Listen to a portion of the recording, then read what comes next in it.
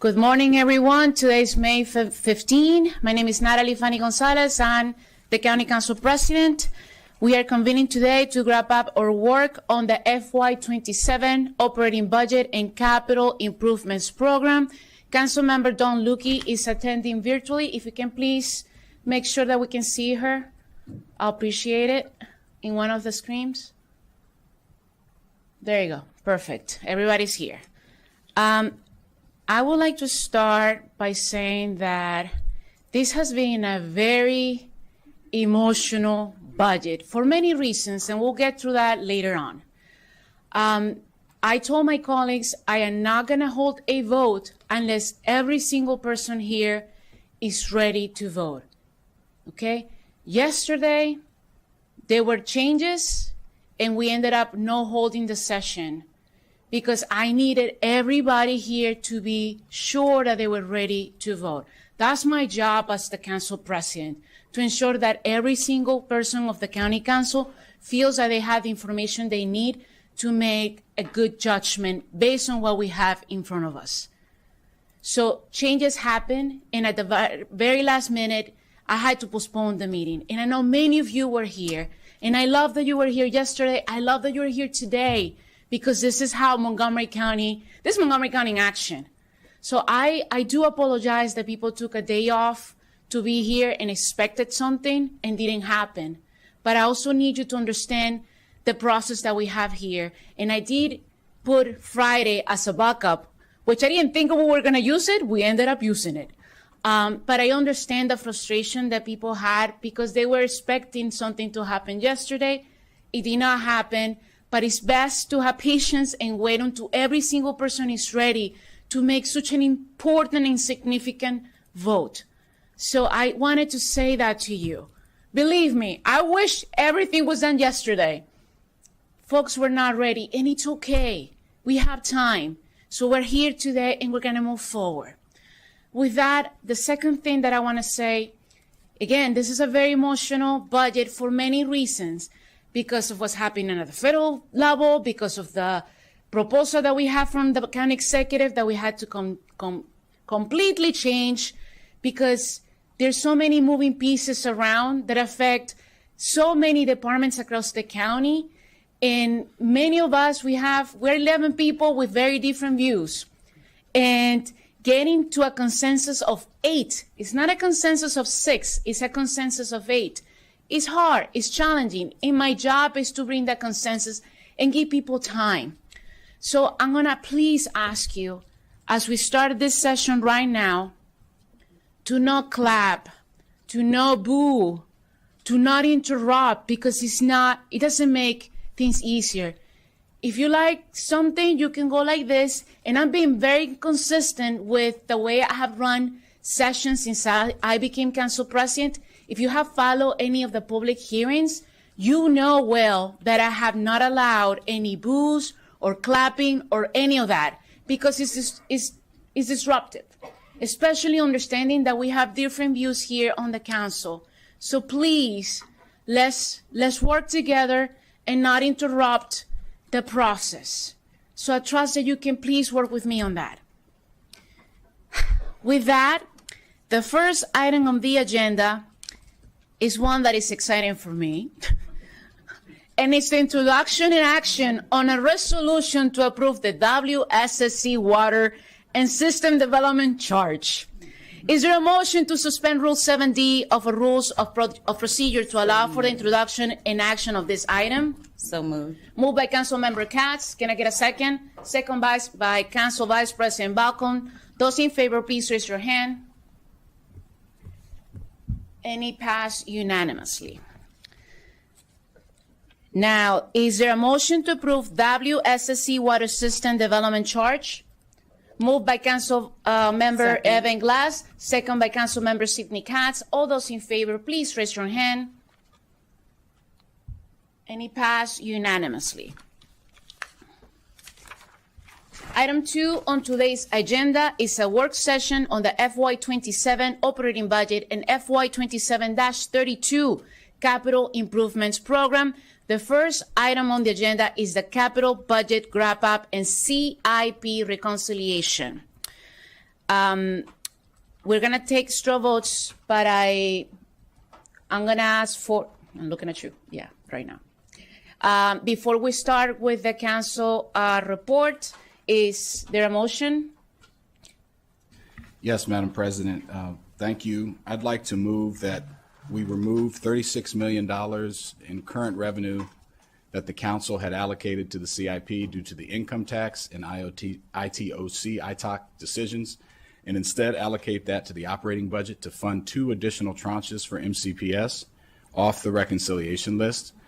This would leave $8 million of additional revenue in the CIP while providing $143.8 million in additional FY27 resources to the MCPS operating budget. Second. We have a motion on the table by Councilmember Wiljogondo, second by Councilmember Kirsten Mink. I'm going to open it up for discussion, but first, can we have council staff have a presentation? And then if anybody wants to speak, please let me know. I'm going to turn it to you, Mr. Keith. Okay, good morning. Just based on the motion, there are 2 packets for today's meeting. One is the packet from yesterday, which was the initial reconciliation that was done at the $44 million assumption for the current revenue coming from the ITOC decision from last week. We also do have an addendum packet that presents the changes that would be needed from that reconciliation to get to the $8 million number, which you just heard in the motion. So we do have those 2 steps we'll talk about, but we want to talk about the main reconciliation first, where most of the changes are made. Then we'll talk about the adjustments after that. And just quick background, the council did hear on April 21st an update from staff regarding the CIP and in particular, the bond funding gap and the current revenue issues. And the packet does note that at the time we had a $417 million general obligation bond gap based on the council's approved spending affordability guidelines. So a very unusually high gap. We talked about it at the time and explained the reasons for that. Subsequent to that, we've had some additional puts and takes over the last few weeks, including some issues such as revising state aid assumptions. The council made further CIP recommendations. So we landed at a number not that much different, but we're down to about $400 million that we had to reconcile as of last week. So that was the 6-year number. We also have to reconcile by fiscal year as well. So it is a bit of a 3-dimensional puzzle we have to work out by funding source. On the general obligation bond side, you have the $400 million gap. On the current revenue side, we also had a gap. The executive made recommendations consistent with his operating budget assumptions in March to not fund certain elements in the agency CIPs or to revise elements of his own current revenue funded CIP. So that the packet also notes on page 2 that there was a current revenue gap that we had to address. And the gap focuses on appropriation for FY27. That's the money that's out the door with current revenue. And I've noted the projects that contributed to about an $11 million gap that we had to deal with. Not the $400 million, but a little bit of a different gap that required also some reconciliation. I'll turn it over to my colleague, Naeem Mia, to walk us through the initial stages of the reconciliation process. Okay. So you heard this on April 21st. Just to reiterate, in terms of our process of approaching reconciliation, staff looked at supporting previously approved CIP projects that are currently existing as of today before we prioritizing those over new projects, for example. We also looked at supporting projects that are either under construction, are fully appropriated, or heading into construction next year, and keeping those on their approved schedules. We supported approving the 6-year funding for systemic level of effort projects, essentially not going below what their previously approved level of those projects were. However, increases in those projects in the executive's recommendation CIP would be revisited. We looked at supporting projects that leverage significant outside aid, federal aid, state aid, contributions, grants. And finally, we looked at supporting projects that the council and or the committees identified as their priorities, which we'll get into further in. In terms of the summary of our reconciliation, we initially took care of the current revenue gap of $11.2 million through funding switches, technical adjustments, and additional resources from ITOC. And then the GO bond gap of $400 million we addressed by deferring schedules out of the 6-year period, essentially moving funds out and delaying some projects. We looked at reducing funding levels for certain projects as well in the systemic project category, primarily in MCPS and DOT, as well as a little bit in park and planning. And finally, we maintained the council's adopted SAG level of $1.8 billion over the 6-year period, of $300 million per year, as well as the $54 million over the 6-year period for park and planning bonds as well. So those have been maintained in this scenario. And finally, expenditures were reduced and delayed or adjusted by year through a combination of production delays and technical adjustments. These technical adjustments assisted us with reconciliation significantly, but I will note that these adjustments do not affect the schedule, scope, or timing of projects. They are simply moving dollars around while keeping that whole. Other than that, after the council's review was completed on May 7th, we also incorporated the additional ITALC money through the scenarios we'll discuss in various ways. So with that, I'll turn it back to Keith to talk about the specific agency CIP categories and what changed in those projects. Yeah, and as we've discussed in the packet, when we're dealing with a significant reconciliation issue, as we are every year, the MCPS CIP, which is about 30% of the approved CIP, has to be revisited. It's also reflective of the increase that that MCPS requested this year in their CIP, which was unprecedented as well, and the executive's recommendation to support a significant amount of that. So we knew in our reconciliation we would have to revisit the MCPS projects. With that in mind, we tried to keep the priorities that we discussed earlier that have been expressed by the council. In particular with MCPS, we focused on trying to keep Damascus High School and Eastern Middle School major capital projects on their schedules. They had significant cost increases reflected in the 6-year period, and they have very large amounts of construction in the middle of the CIP. So that was foundational to the reconciliation, trying to keep those projects whole in the middle of the CIP. So that left us having to look for other significant adjustments in the MCPS CIP. And what that would be is other significant individual school projects, in this case, elementary school major capital projects. And there were 4 of those that we looked at. They had been initially recommended for deferral by MCPS as part of their non-recommended reductions and pushed back a bit. In the reconciliation, we have to push them back further to have basically all of their construction beyond 6 years. They have design starting in 31 and 32, but their construction schedules had to be pushed beyond 6 years. And those 4 projects are listed on page 4 of the packet. They include Piney Branch Elementary School, Cold Spring Elementary School, Burning Tree Elementary School, and Highland View Elementary School. So the reconciliation basically puts them together in sync at the end of the CIP, basically, with their construction beyond 6 years. And that element alone reduced the bond gap by about $155 million.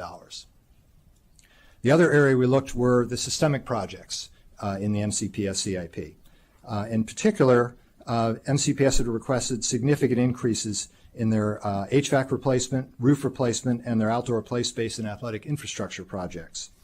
And those 3 projects, what we attempted to do there was, as they are important level of effort projects and we're trying to fund those at approved levels, we looked at how much of the increase we could afford in those and try to keep the increases that we could do at least through the first few years of the CIP. And what we were able to do, based on adjustments elsewhere in the CIP, we were able to accommodate the first 4 years of those increases for those 3 projects in the CIP based on what MCPS had requested. Now that will change, as we'll note in the second reconciliation scenario we'll be talking about, but for purposes of this initial reconciliation, we were able to accommodate the increases in the first 4 years and some increase in the last 2, not as high as what MCPS had requested. We also made a year-to-year adjustment in the alternative education programs project. This was a new project requested by MCPS to relocate some of its facilities. Because of the issues we had with the middle of the CIP fiscal gap, we did pushed that project out 2 years. That also does give MCPS time to revisit where these facilities might go. There's a lot of activity going on in the CIP and a lot of issues with elementary school boundaries and so forth. So it does provide them some additional time to consider that planning for that project. Another project we looked at was the school security systems project. This was part of the revenue gap I mentioned earlier. The executive had not recommended any local funding in FY27 for this project. We assumed to fund it at the proposed level in this initial reconciliation, which is $6.5 million, and that's claiming a portion of the $44 million in ITOC that we mentioned earlier. And then the facility planning project, there are some bond-funded reductions in the last 4 years that were taken in the reconciliation, but also on the current revenue side, we included $2.5 million for a countywide a countywide space study that MCPS had requested in this project. That would also be funded with some additional ITOC money in this initial reconciliation. We'll talk about how that changes in the next reconciliation as well. So those are the major changes that we had to make to the MCPS CIP. So summarizing, Eastern Middle School, Damascus High School would remain on schedule. The 4 major capital project elementary schools would be pushed out. We increased the systemic projects funding to the level that MCPS wanted in its first 4 years, had to make some reductions in the last 2 years, and then funded the school security systems project in 27 and the facility planning study in 27 and 28. So I'll turn it back to Mr. Mia here for the balance of the CIP. Okay. The county government represents over half the CIP, so we also looked at that category as well. Transportation projects alone count for another 1/3 of the CIP, so almost on par with MCPS. So in terms of affordability delays, schedule changes that we made, we pushed out the start of construction for Chevy Chase Library and Redevelopment from FY29 to FY30, a one-year delay in construction. The recreation facilities refurbishment outdoor pools project, the start of that project has been delayed also 1 year from FY28 to FY29. The Burnt Hill Road Bridge, which is a new bridge project in this year's CIP, the start of that has been deferred from FY28 to FY30, so a 2-year delay with that project. And finally, Summit Avenue Extension, the start of that project has been deferred from FY30 to FY31, so a 1-year delay. We also looked at adjustments to the bond funding levels for several DOT level of effort projects, namely permanent patching, residential and rural road rehabilitation, resurfacing residential rural roads, as well as a recreation level of effort for refurbishment of centers. We reduced those funding levels year by year, but overall in this initial reconciliation, they were getting 7 to 85% of what the requested funding levels were. So lower level of increase than requested, but still an increase over the base budget. Finally, there were production delays we recognized, the largest one being Observation Drive, where $30 million of construction was moved from FY32 to the beyond, which helped close that $400 million gap significantly. The Boys Transit Center shifted some dollars from FY27 to 28, just reflecting the latest schedule of development for that project. And the Brink Road Bridge, the start of that project was delayed by 1 year, based again on the current schedule that DOT provided us. We also made technical adjustments, again, that don't affect scope, schedule, or funding levels for the North Bethesda Fire Station, Justice Center, Clarksburg Library, and Institute for Health Computing, which is a new project for this year. And that one had a funding switch. And finally, the scenario, we were able to accommodate $300,000 of current revenue for the Outdoor Firearms Training Center project to begin design FY27. So altogether, those deferrals and reductions accounted for another $137 million of the $400 million 6-year gap. With respect to college's CIP, college had a number of changes that the council had reviewed already, including scope reductions for Germantown Student Services Center and other changes. So the only change we made to to the college's CIP was the Rockville Theater Arts building renovation. We made a technical adjustment to shift construction dollars within the 6-year period. We also programmed a modest $150,000 so this project could qualify for its 50-50 match with state aid. So that's been programmed as well. And otherwise, we also accommodated the undesignated current revenue reduction that the executive made in FY27 for the Information Technology College project. That was a $3.6 million current revenue allocation that we were able to restore with funding switches for 27. Finally, Parks CIP. Parks has a very modest amount of GO bonds, so the changes are very minimal. We revised the energy conservation, non-local parks, planned life cycle asset replacement for non-local parks, and the trails, natural surface, and resource-based recreation projects. Each of these received a lower level of increase than requested, but at least half of what they've requested, and which is higher than the current CIP. So they are getting an increase, but a lower level as requested. We also had funding switches, restoring the executive's undesignated current revenue for park and planning of $800,000. And finally, the reconciliation recognizes a new project for this year's CIP, the Johnson's Local Park, which is receiving about $1 million of state aid in FY27. So that will be part of the final council action as well. The parks category contributed about $3.6 million in GO bond savings over the 6-year period. Again, as I noted before, the spending affordability guidelines, this reconciliation assumes that the council's approved SAG is maintained, $300 million per year, or $1.8 billion over the 6-year period, as well as the park and planning's SAG as well, of $50 million over the 6-year period, or $9 million per year.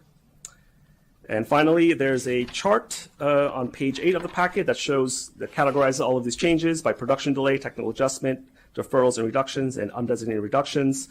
Again, these lists of projects are the full scope of the changes we made in this initial reconciliation. Okay, turn it over to Mr. Levchenko to walk you through the addendum packet next. Right. So that baseline got us to a level of a balance based on that $400 million gap, but also assuming the $44 million in ITOC. With the addendum packet, we note what would need to be done in order to bring the ITOC contribution to the CIP down to $8 million. So it's a $36 million change in current revenue for these projects. And the first page of the packet, and we have a slide for this as well that we're putting up. And bear with me, it's got a lot of numbers on it. This shows the school projects and how they're affected by ITOC at the $44 million and how they'd be affected at the $8 million amount. And then the other changes that happen or that we include in the reconciliation, and we'll get into that. So just looking at the 3 projects I mentioned earlier, HVAC, roofs, and outdoor play space, in the initial ITOC amounts you had $20.7 million for HVAC, you had $5 million allocated for roof replacement, and you had $9.3 million for outdoor play space. Under the ITOC at $8 million, only the HVAC project is able to still have some ITOC money in it, and that I'll mention that's at the $5.3 million, and that's because in the reconciliation we allocated some money to the school security systems project to try to keep some amount in that project, although less than what was in the reconciliation. However, that's not where the changes stop. Once you've reduced HVAC and roofs, for instance, with local spending, you also have to reduce the assumed state aid for those projects. It's a 50-50 match assumption, and we have historically gotten pretty close to the 50%. So we also have to reflect reductions in state aid for those projects. Now, in order to soften that blow a bit, we did try to identify additional bond savings outside of the school CIP, and we did look at some of those DOT projects again that Mr. Mia mentioned earlier, and identified another $7 million in those that we then allocated back to MCPS.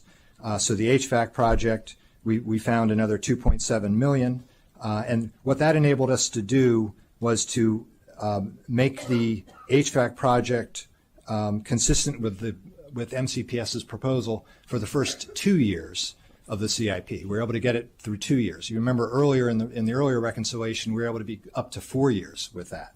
And then similar with roofs, we added $3 million back in that project, and we're able to fund the proposed request for the first 2 years, but make adjustments beyond that period.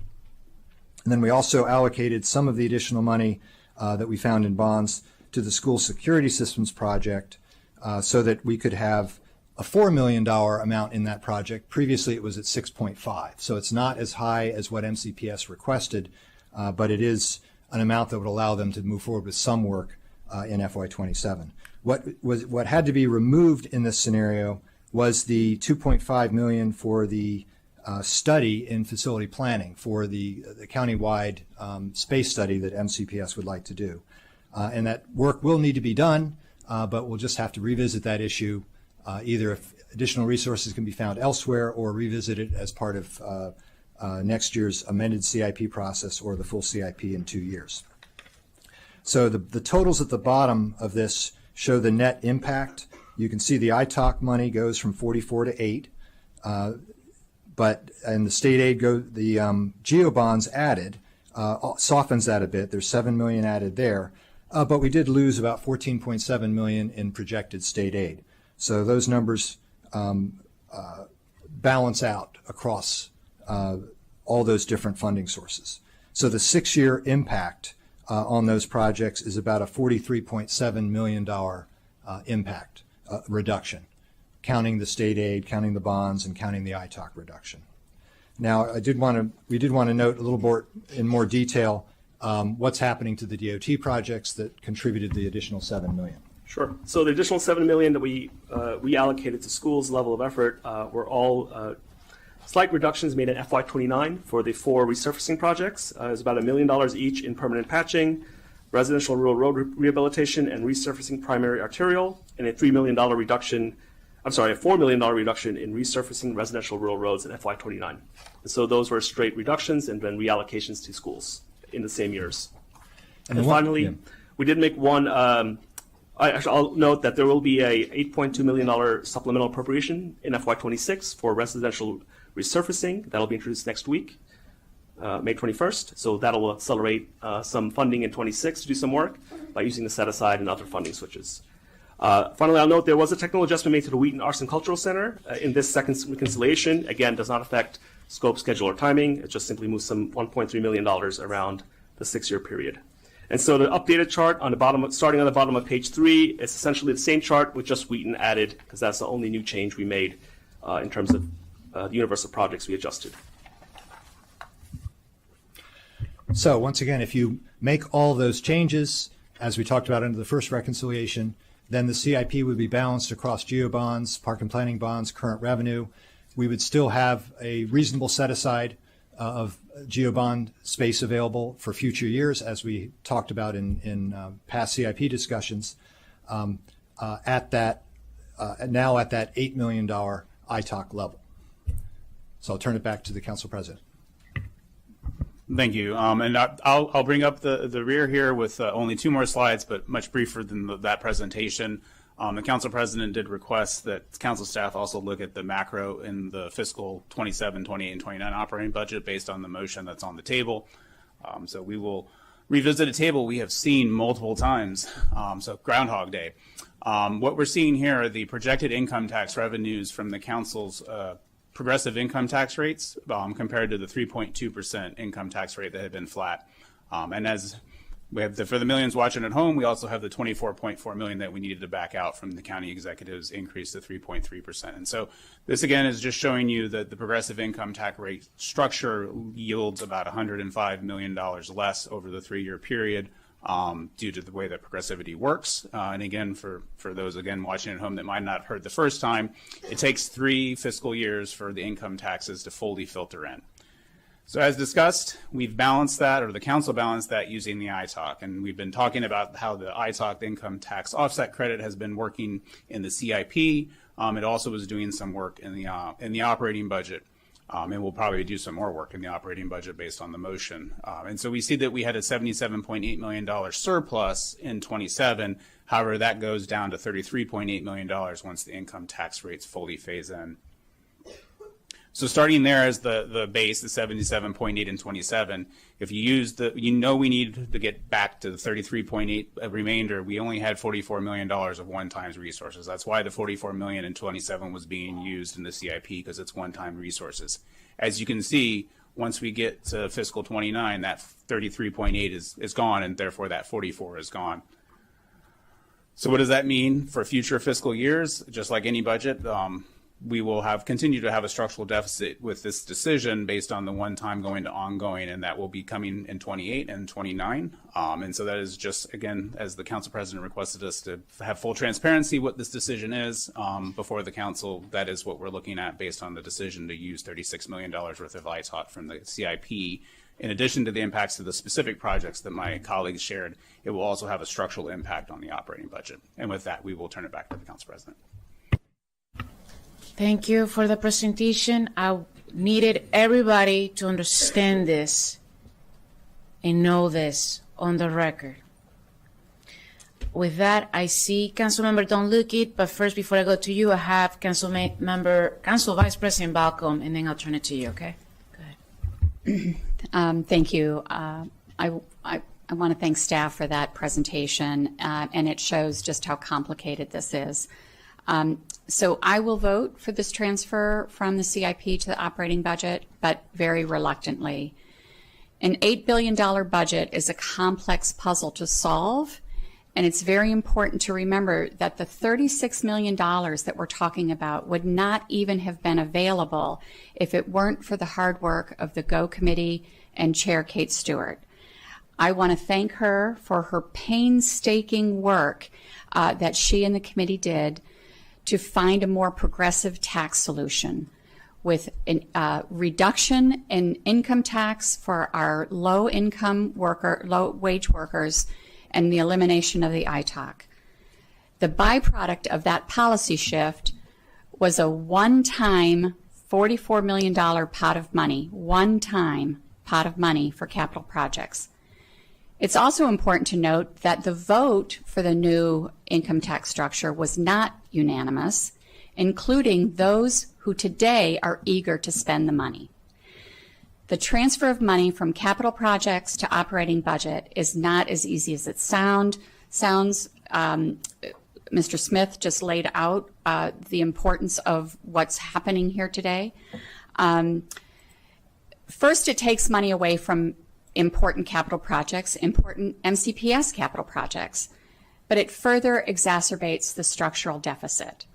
And after weeks of discussions, I regret that this is the only viable option. Thank you. Thank you. Next, Council Member Don Lukey. Thank you, Madam President. And I know this has been a very challenging time for all of the council members working through this. And I too want to thank our staff, our central staff, and thank you for constantly being able to update information and provide the latest to everyone as they make their decisions. I cannot support the motion to transfer the money out of the CIP and into the operating budget. I think, and our staff just gave a wonderful overview of it, and the charts don't lie, and the charts are very accurate. And I want to highlight some things that Council Vice President Balcom just said, because the vote on the ITOC and the progressive tax piece, which was inherently intertwined, was a close vote. And I did vote for that because I do believe in the progressivizing of the income tax. I think it is the right and responsible thing to do on behalf of our residents right now who are facing outstanding fiscal pressures, most of which are outside the control of this body. And while eliminating the ITAC was challenging and came with a lot of heartburn, it was necessary, paired with that progressivization, to make that happen, and would have yielded the $44 million for us to use on capital projects. The fact that we are now taking $36 million of that away, and at the same time sacrificing potentially just under $15 million in state aid for very necessary capital projects, many of which affect our schools, like HVAC, roof replacement, outdoor play space, is very disappointing. I think that there were trade-offs to be had, and I was okay with where we were, which is why I voted to support on the ITOC progressive income tax motion the other day. But it was with the understanding that one-time funds would be used for the one-time things, and that is not the motion that is before the body today, so I will not be supporting the motion. Thank you, Madam President. Thank you. Next, I have Councilmember Shebra Evans. Sure. So I can thank the staff now, but I'm going to thank you later too. And as a seasoned council member, what I will say is that we were sent over a difficult budget to begin with. And as a member of the GO Committee, I want to thank my committee members, particularly Councilmember Kate Stewart, for coming up with the money that I am going to fully support to be able to go to our school system, which is the flagship of our county. I just wanted to hop on to say that we had a difficult budget to begin with. I didn't know which direction we would end up with, and I respect all of my colleagues on here. We are 11 different individuals who are very committed and spirited and dedicated to this work. And so I respect each of you and your decisions that you make, but I know that at the end of the day, what I always have to do is make sure that I stand firm on my values and what's important to me. And so that's why I'm able to support this decision. Thank you. Next, I have Councilmember Kate Stewart. Thank you. Just want to also echo and thank everyone for their work, especially in the last day to get us to this point. First, I want to say I fully support and have been working really hard to find additional money for MCPS. Earlier this week, I voted for the $25 million in OPEB money to be used to fund the additional tranches. And that was one-time money. And as I think many of you sitting in here remember, I had the pleasure of sitting in the council presidency last year and figuring out how to fully fund the schools last year. And we used the OPEB money last year, and we're going to have to do it again.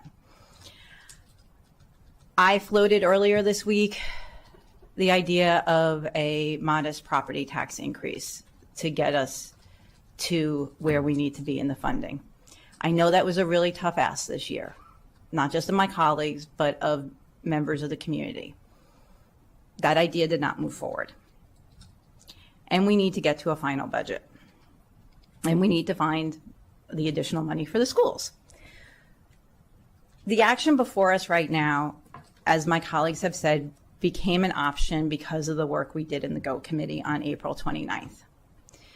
But it wasn't just that meeting. I will say that one of the hardest things for me in the last year has been talking to parents and many of you about the conditions in the schools and in your facilities, about the mold, the asbestos, and other things.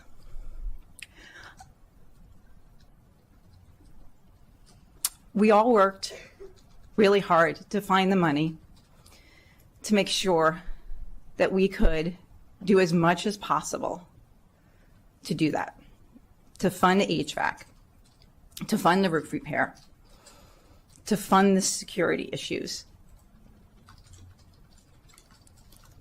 And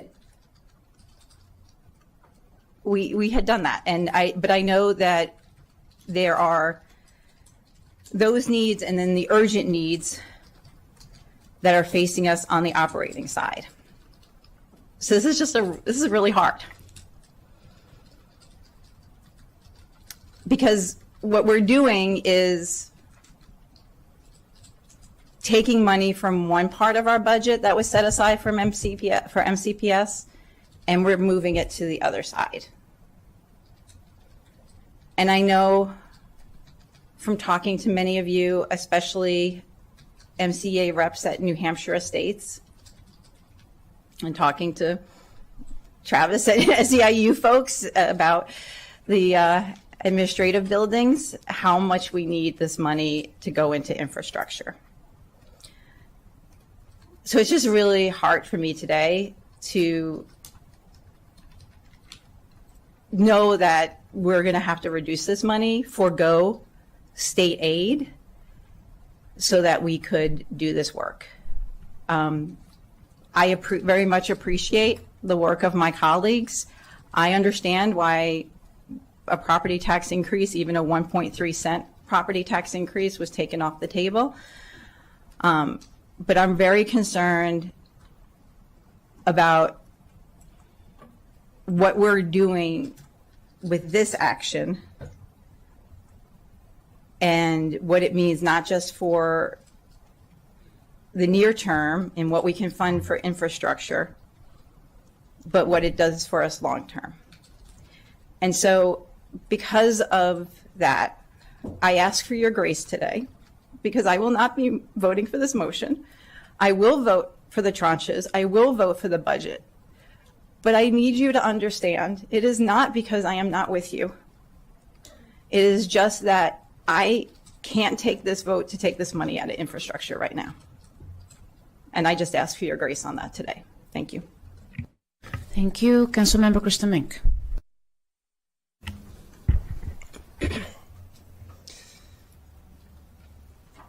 This is not my preferred path to the level of MCPS operating funds that I joined Councilmember Jawando in setting as my minimum. Like colleagues, I would prefer not to use one-time funds for ongoing expenses. There have been other paths to this level of funding. In my opinion, I voted against this the income tax plan with the ITOC elimination. I don't think that we can afford to cut income taxes this year. I have wished that we were able to. The state gave us the ability to slightly raise income taxes for the wealthy. But when I saw that we were given that power, I was disappointed that it wasn't going to be enough to pay for a tax cut at the lower income levels, which I know is what many of us want to do. And I do disagree with paying for that by eliminating the ITOC, the income tax offset credit, which is why I voted against it. That said, before that tax package passed and after it, throughout this budget process, I have had a clear red line, which is that I'm not going to cut 40%, 70% of the MCPS operating budget. So to get my vote, we have to have a path to those dollars. And it might not be my preferred path, but we have to have a path. I've developed and shared alternative paths as well, including maintaining the ITOC and levying a much more nominal property tax increase, along with other options.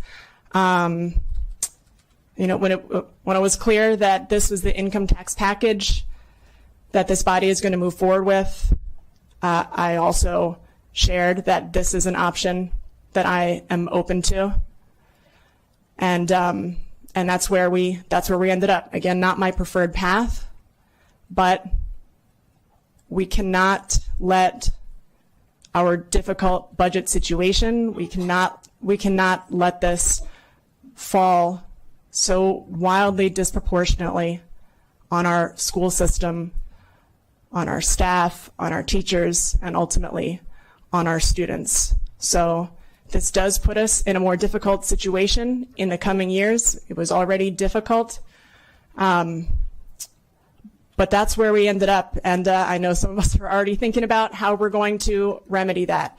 And in the meantime, we need our schools to remain places where our kids are able to learn. Councilmember Lorian Sells.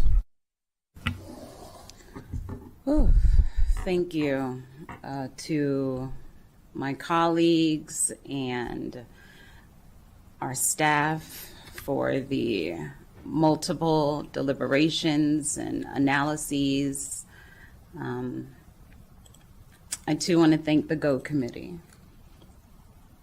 I did not vote for the elimination of the ITOC. I did not want to have to impact our residents with losing a tax rebate to pay for one-time services or to fill a budget gap. But when we see 70 million plus in proposed reductions to MCPS, almost 900 positions, I didn't see responsible budgeting. I saw consequences. I too see infrastructure. I see it in teachers who would have been removed from classrooms, in social workers pulled from students who desperately need our support. I see infrastructure in our special education services diminished. I see infrastructure as essential school staff, from paraeducators to HVAC technicians, being asked to carry out impossible burdens in a system already stretched too thin. I see infrastructure as human capital, not just brick and mortar. This was not fiscal prudence. This was harm. And I could not support balancing our budget on the backs of students, educators, and families.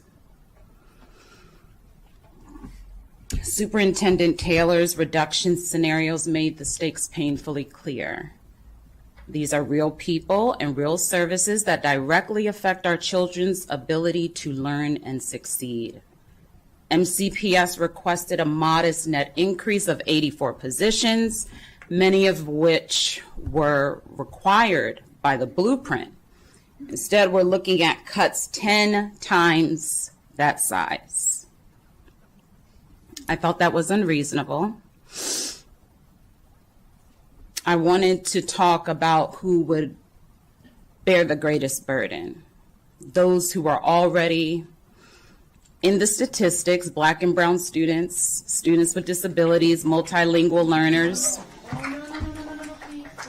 Those cuts would jeopardize years of progress in literacy, career readiness, and closing long-standing now opportunity gaps. I could not support a budget that would move our county backwards. I also want to recognize the union leaders and advocates who have fought relentlessly, not just for their members, but for the integrity of our public institutions.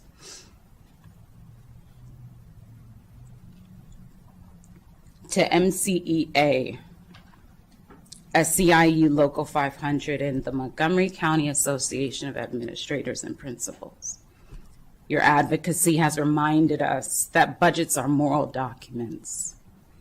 Behind every position is a person, behind every program is a child, and behind every vote is a responsibility to protect the people who make this county work. Your voices have made clear that there is an option, and it is a good option. I appreciate the analysis that are rearranging and postponing a few projects. And I am disappointed that we don't have more money going towards balancing our capital budget to meet the timelines that continue to bring discussions like this forth. None of the options were ideal, but if the alternative of laying off hundreds of educators and support staff, disrupting classrooms, weakening the very foundation of opportunity in this county, then we have to choose the less harmful path. Leadership requires uncomfortable decisions, and this is one of them. Dr. Taylor and school board members have told us our students are counting on us. And I want to thank everyone who has called, mailed, written letters, and shown up. Your presence has made more of an impact than you will ever know. Thank you. Thank you. Next is Councilmember Sidney Katz. Thank you, Madam President. I'm going to vote for this, even though I sincerely believe that this is a mistake. Councilmember Stewart is absolutely correct, but I believe we need to get to the end to approve a budget. I'm a member of the GO committee. I had those discussions with my colleague, Councilmember, the chair, Councilmember Stewart, and Councilmember Evans. I voted for ITALC when it was a 6-5 vote, and the people who voted against it now are telling us how that should be spent. That bothers me. Madam President, just so I understand how we're going to do this today, I have a much longer comprehensive statement. Do you want that now? No, You want that at the end? no. Well, With all due respect, please don't. We're that's going to why- do the speeches after we vote on the operating budget. and that's why I asked, Madam President, because we've had a lot of long speeches. I think we need to get past this. I think we need to actually vote on a budget. And I believe we need to understand that what is being done is not the brightest thing that we could do, but it is necessary. Thank you, Madam President.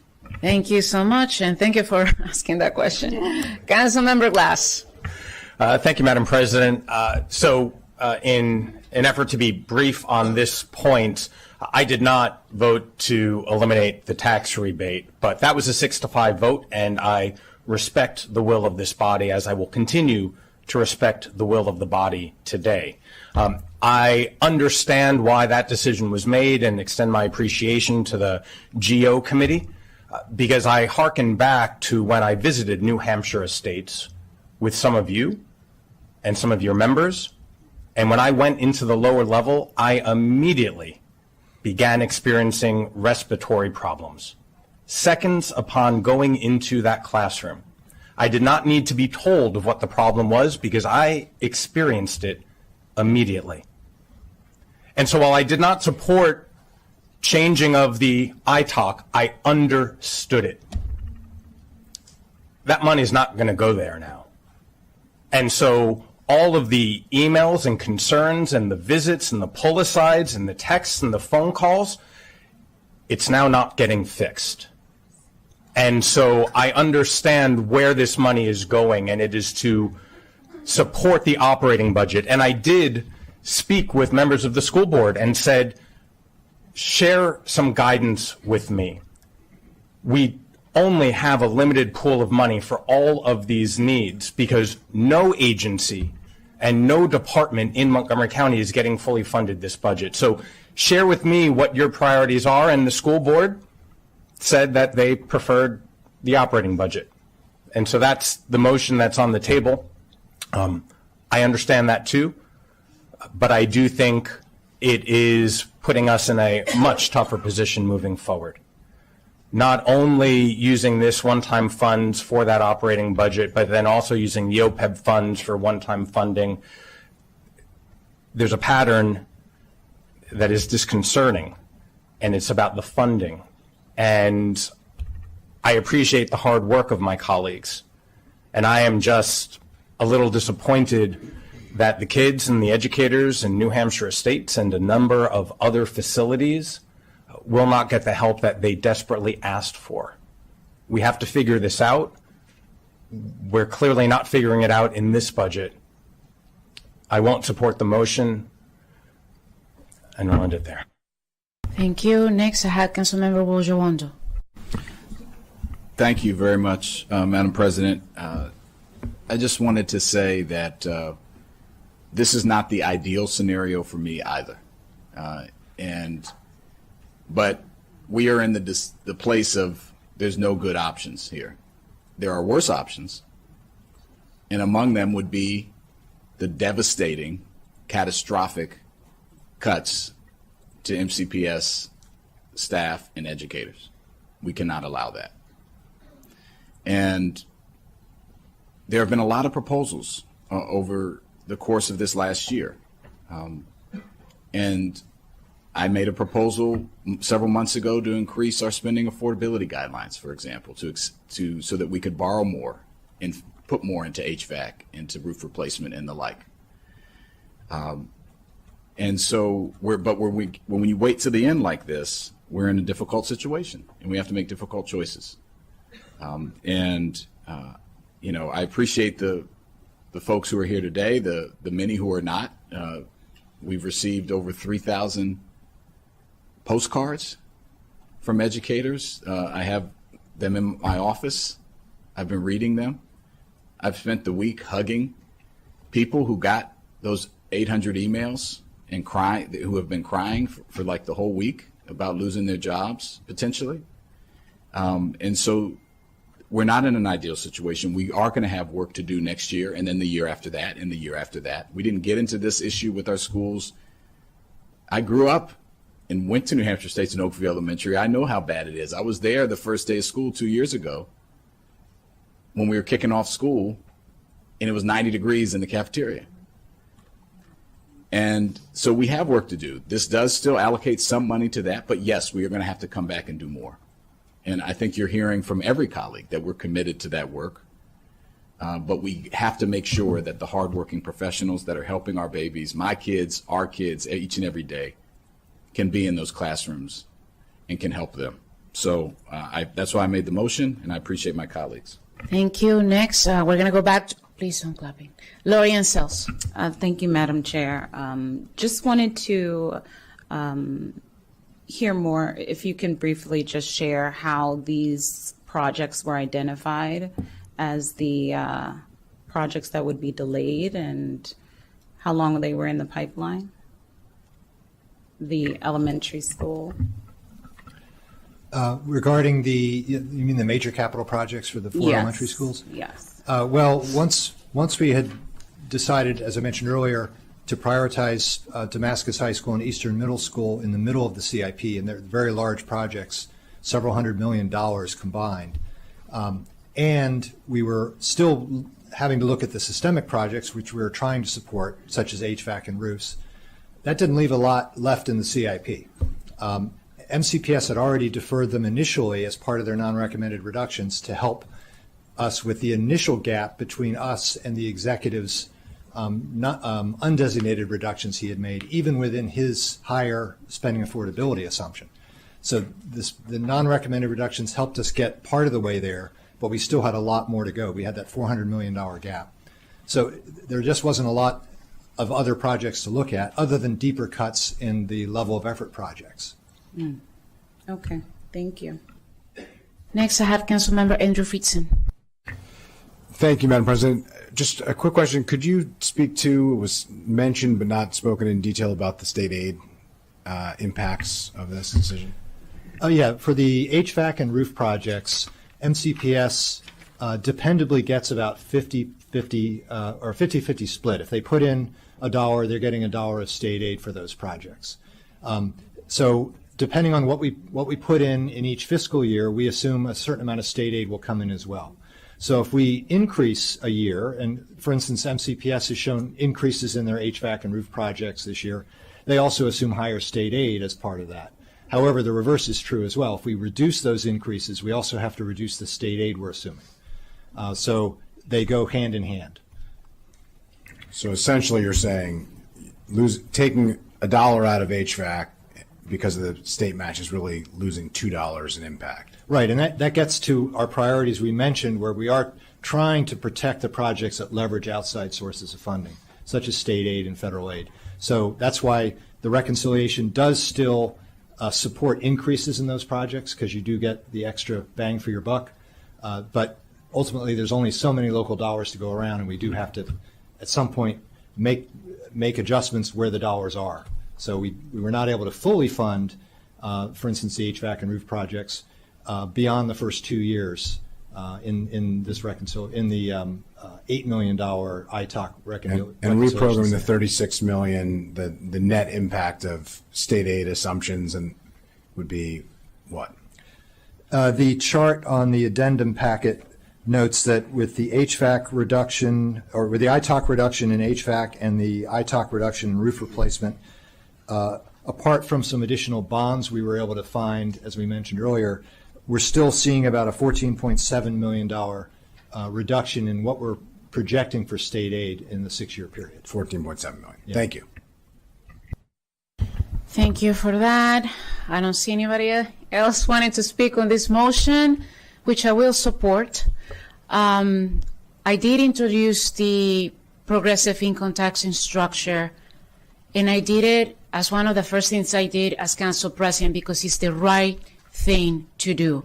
Those who are making less money should be paying less income tax, and I don't regret that. And I am very grateful to all the 6 council members who supported that effort, and especially I want to thank Council Vice President Balcom and the members of the GAL committee for embracing it. And I attended the GAL committee work session for this item, And I did say, and I still believe that that money should have gone to the CIP as the GO committee concluded, because it's one-time money to help our schools for all the reasons that have been stated here. But this process evolves, I was going to say every day, but no, it's actually every minute, as you saw from yesterday. And at the end of the day, as council president, I'm going to move forward with the will of the body. And the will of the body is saying that the money needs to go to operating, and I'm going to support that. So with that, we have a motion on the table in a second. All those in favor of the motion, please raise your hand and hold it. Going to need to count. 1, 2, 3, 4, 5, 6, 7. Those against, please raise your hand. 1, 2, 3, 4. The motion passes. Thank you. Now we're, no copying. I heard. I'm going to move on. Now I need a motion to approve. Oh, this whole one. To approve the operating budget. No, wait. I need a motion to approve the capital budget wrap-up and CIP reconciliation as amended in this session. Can I get a motion?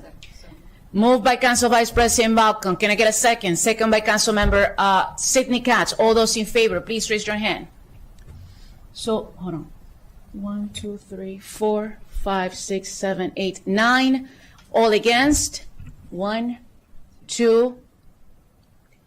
Yeah, we're set. 11.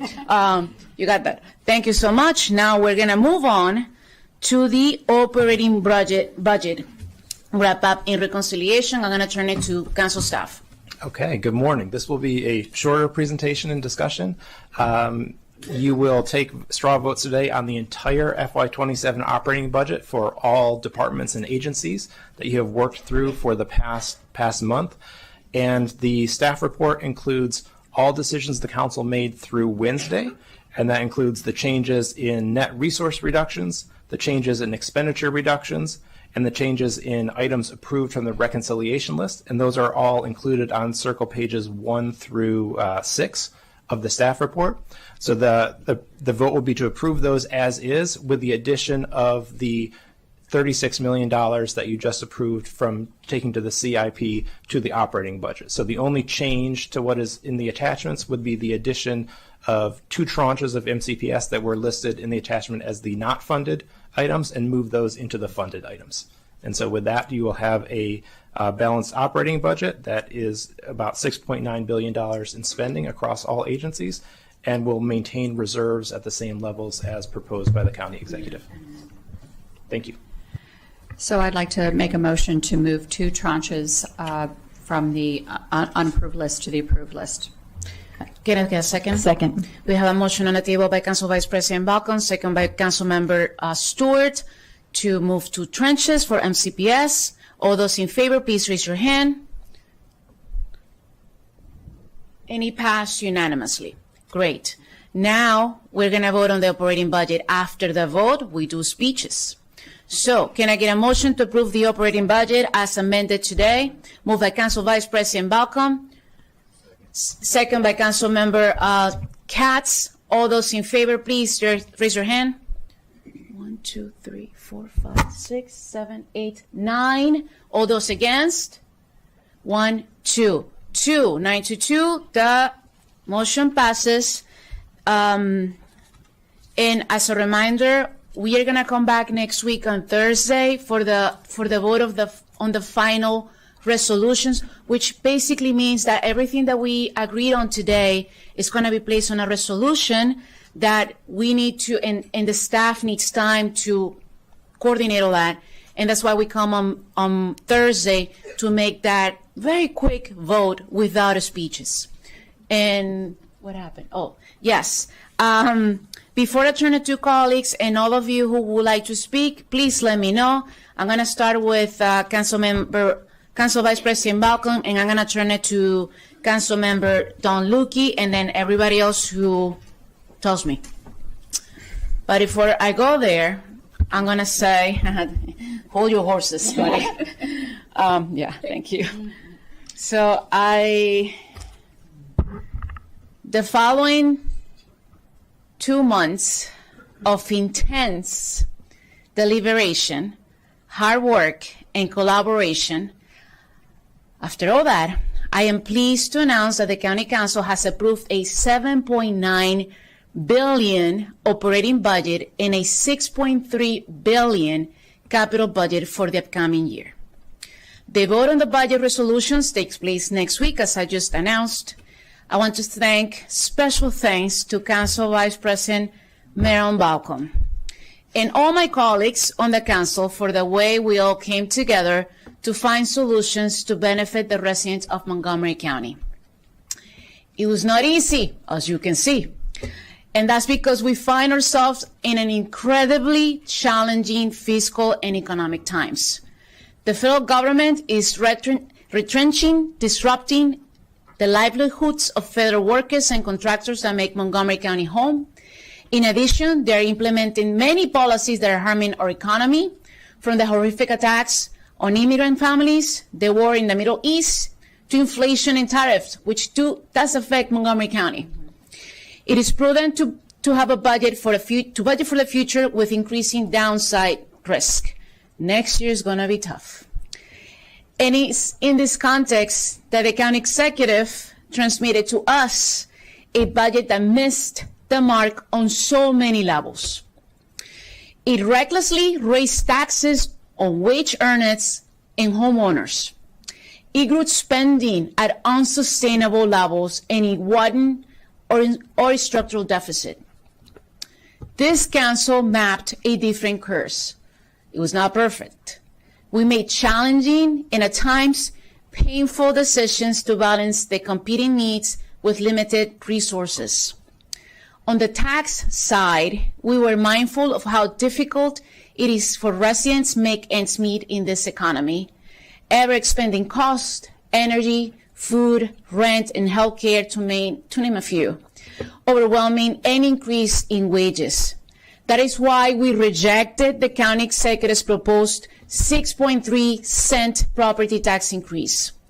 We also rejected the reckless income tax increase proposed by the county executive that will have affected everyone regardless of how much money they make. That's why I introduced the progressive income tax structure, and I'm proud of it. And I want to thank once again my colleagues for supporting that. That's what progressives do.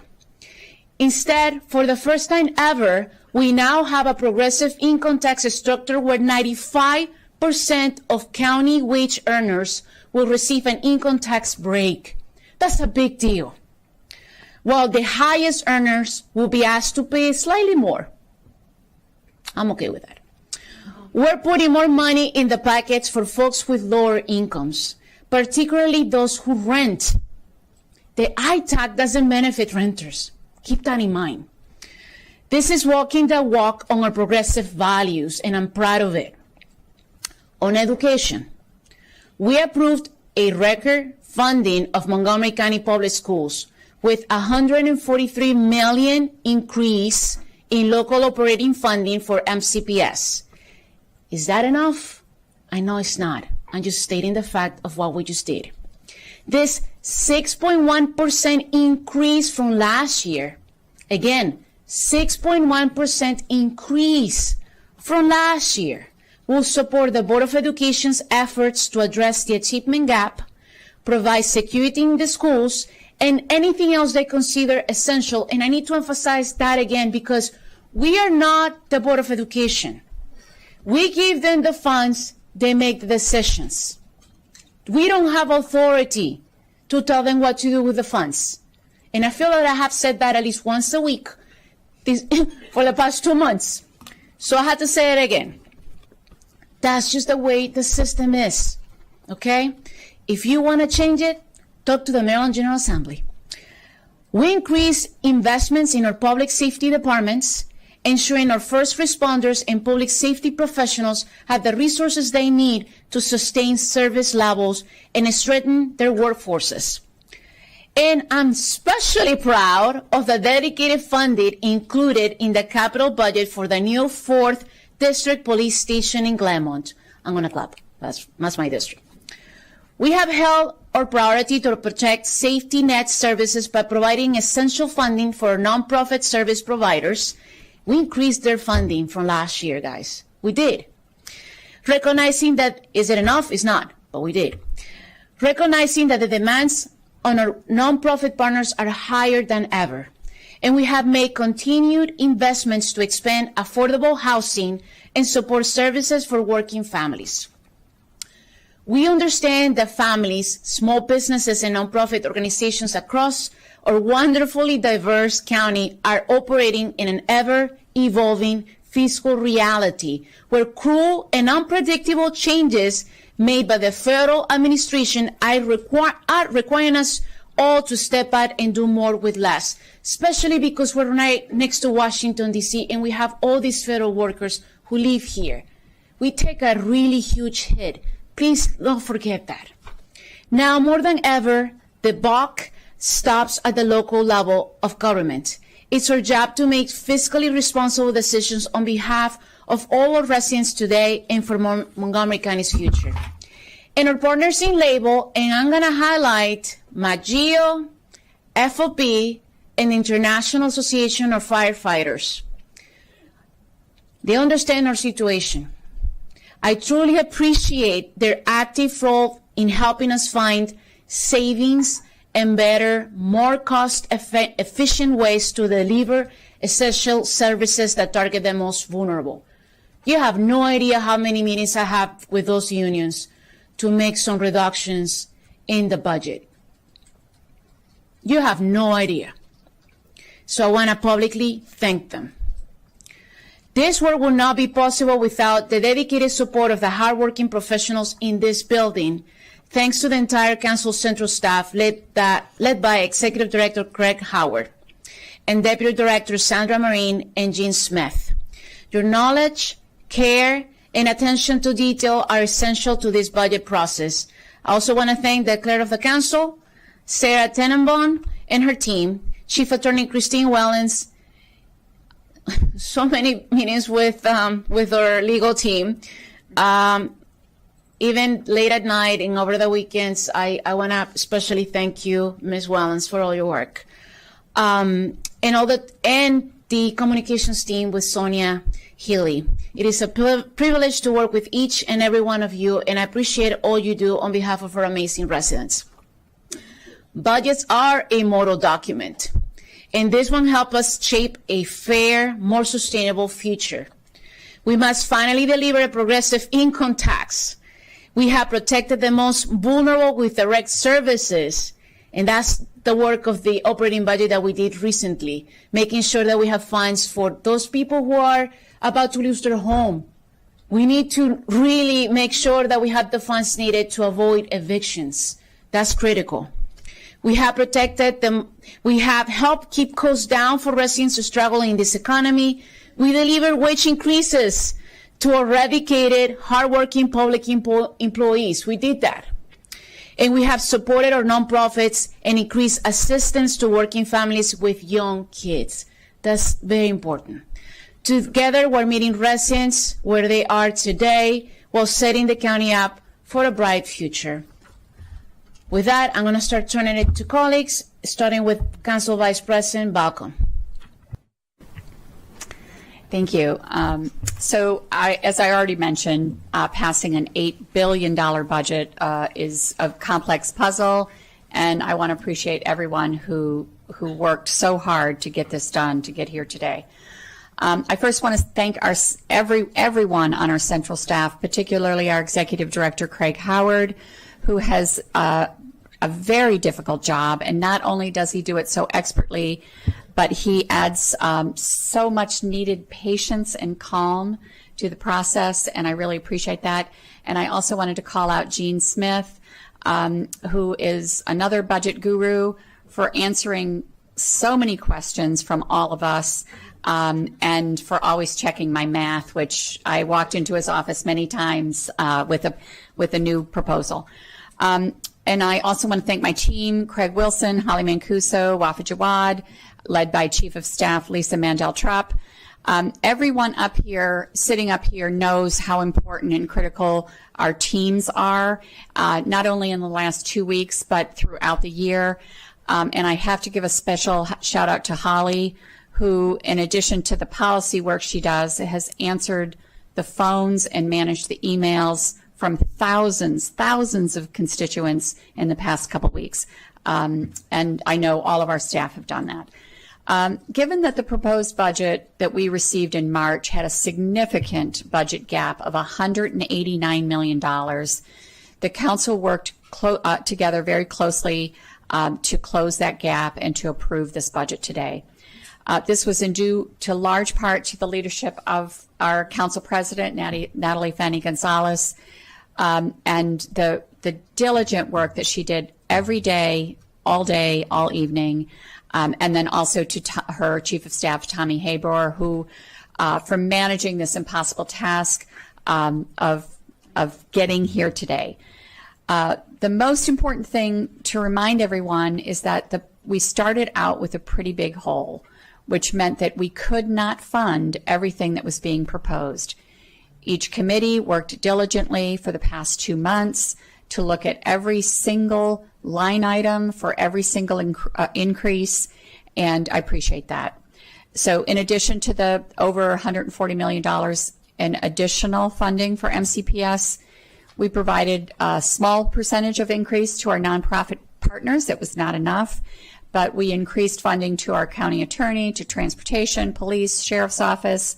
We made sure to cover important services that were initially covered from federal grants, that we lost federal grant funding. It's important to make sure that we covered those.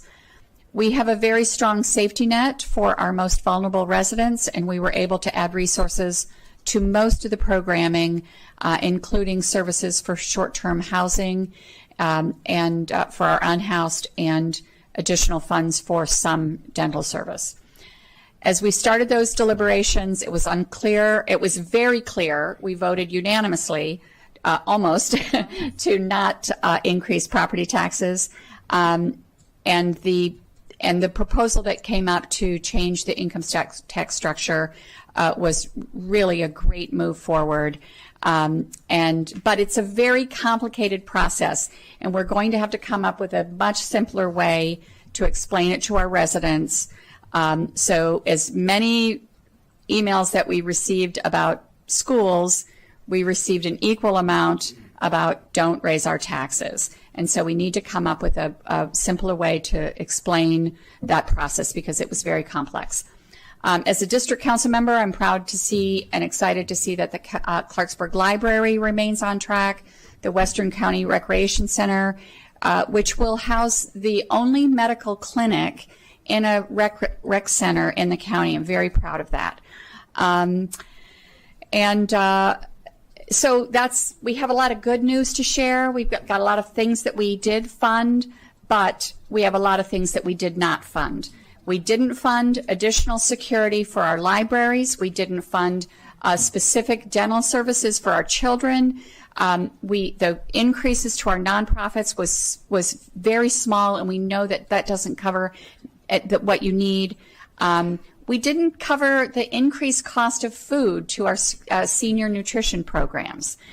Flex bus service for Poolesville and Damascus, which they need to get to their doctor's appointments, and in Poolesville to get to the grocery store. We didn't fund that. We made additional cuts into the base budget for arts, Kids Museum, community grants, and the Green Bank. So it's a complicated budget where we simply couldn't fund everything that everybody wanted. So looking into the future, we have to focus more on sustainability.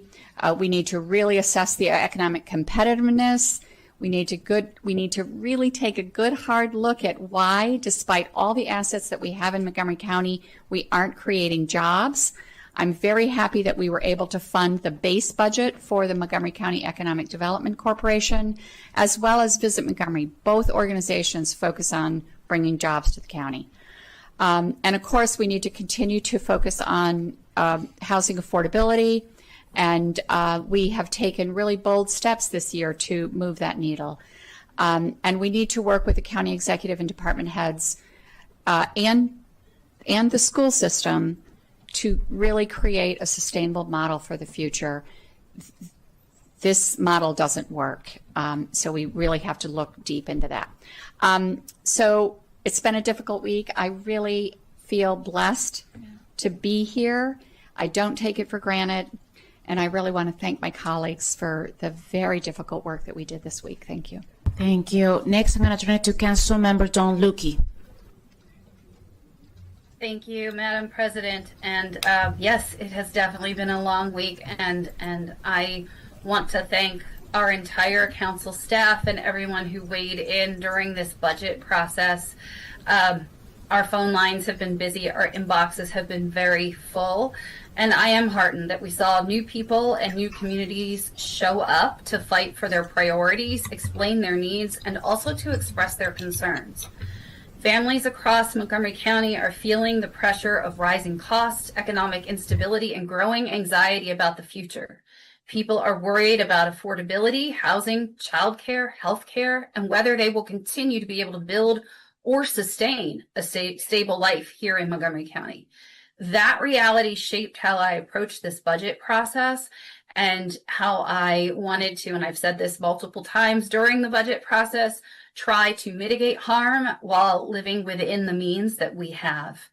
We could not continue to raise tax rates on people on top of those rising costs and continued rising property assessments.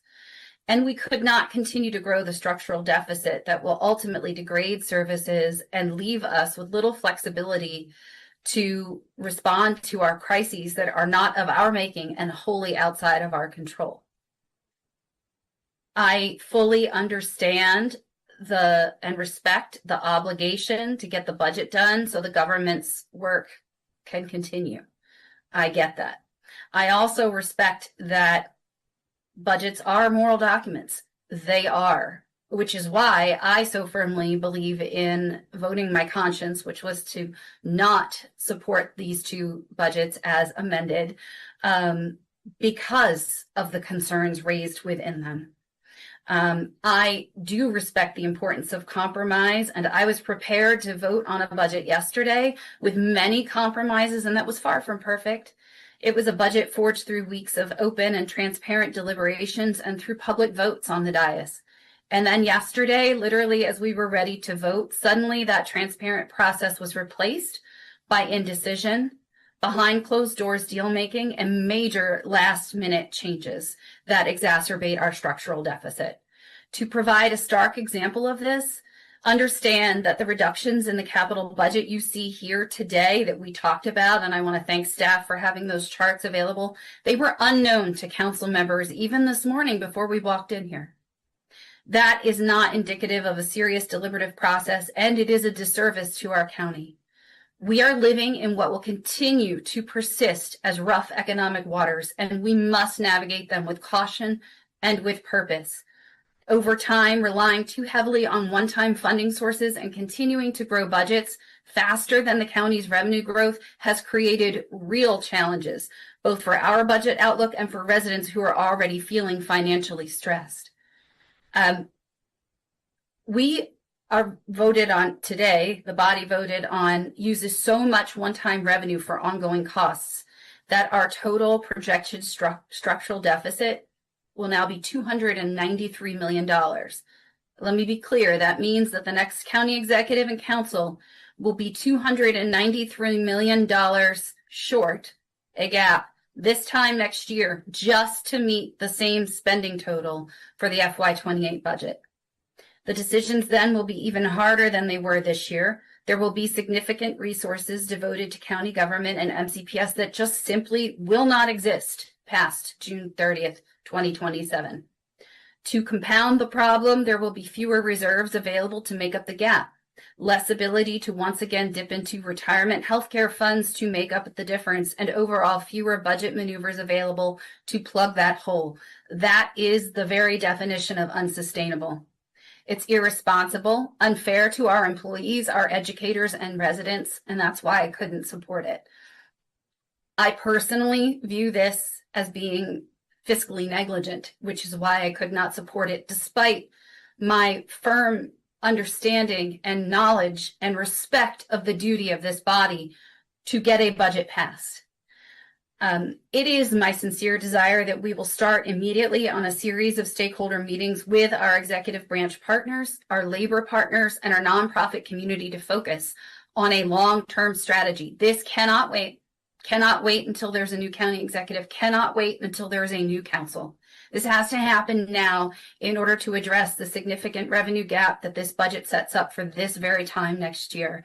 And I do too want to lift up, and I know Council President Fanny Gonzalez already did, but our labor partners at IAFF, McGeo, and FOP have already been doing this work and have committed to being at that table and helping us work through this. And I certainly wanted to give them thanks for that and recognize them and appreciate them for their willingness to accept and understand the federal government is not going to send us a windfall of money, and neither is the state of Maryland. We have to fix this ourselves. Despite my opposition to the budgets today, there are significant investments and things that I know that we can all be thankful for, and that it is important to note that we're already part of the budget that was ready for approval yesterday that I wanted to support so badly. We will continue our strong social safety net services in HHS. We're making an important investment in additional coverage for uninsured and underinsured people in our county through the Montgomery Cares program, supporting our homelessness prevention, and provided needed cost of living adjustments for adult medical daycare and developmental disability providers at a time of great need as the state of Maryland has stepped back from that commitment. We're significantly increasing our support for MCPS, and I want to reiterate that there were not cuts. There aren't cuts. Every year in the operating budget, we are determining how much more to give the school system, not cutting their budget from last year's budget. The budget that was set to be approved yesterday would have increased the county tax-supported contribution by 4.6% over last year's county tax-supported contribution to MCPS's operating budget, but without requiring significant one-time funds. In return, my ask is this. All school stakeholders and county residents deserve strong fiscal management from MCPS, solid leadership, and an emphasis on student development and performance with safe working and learning conditions. We've also made real strides in public safety recruiting and staffing that we've solidified with resources to hire our emergency call center operators to fully staff this critical operation and reduce our 911 response times. I am proud of that, and I also remain firmly committed to working with our blended fire service on recruitment and retention of career and volunteer fire EMS, and with our police department on their ongoing recruitment efforts. There are also things to celebrate in the CIP that I worked really hard on trying to make sure we're in there and stayed there, like Damascus High School's major renovation project, the Shady Grove West Library that is part of ongoing transit-oriented development in that community, the Bowie Mill Bikeway project, which is funded with state grants, and parks investments, including Johnson's Local Park in Emery Grove. Finally, I want to take a moment to thank my team, Aaron, Sarah, Caroline, Doug, and Piper, as well as our entire central staff, who have all worked tremendously hard on this budget and who have spent many late hours dealing with concerns, updates, and ongoing I think our council president said it well. Things were changing minute by minute, and their care and dedication to public service is outstanding. It's not easy work, particularly during periods of uncertainty and constant change, and also when people are calling or showing up and they are escalated. And our entire team inside the council office building does a tremendous job for that, and I am deeply grateful for their professionalism, compassion, thoughtfulness, and unwavering commitment to this community. Thank you, Madam President. Thank you. Next, I have Councilmember Shebra Evans.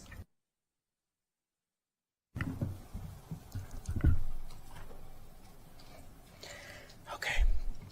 You all know I get emotional, so I'm going to try to get through this. Okay. So when I applied for this position on the council, I did my homework. I attended committee meetings. I attended council sessions. I read packets and OLO reports. I understood that public service would require difficult decisions, long hours, and thoughtful leadership. What I could not fully prepare for was the weight that comes with balancing competing needs during one of the most challenging budget cycles our county has faced in years. My colleagues have said many times that this budget season has been unprecedented. And after walking through this process together, I understand exactly why that word has been used so often. This experience reinforced for me that governing is not simply about advocating for the issues we care most deeply about. It is about stewardship. It is about understanding that every dollar entrusted to us belongs to the residents of Montgomery County, and every decision we make carries consequences for families, workers, seniors, businesses, our schools, and communities across this county.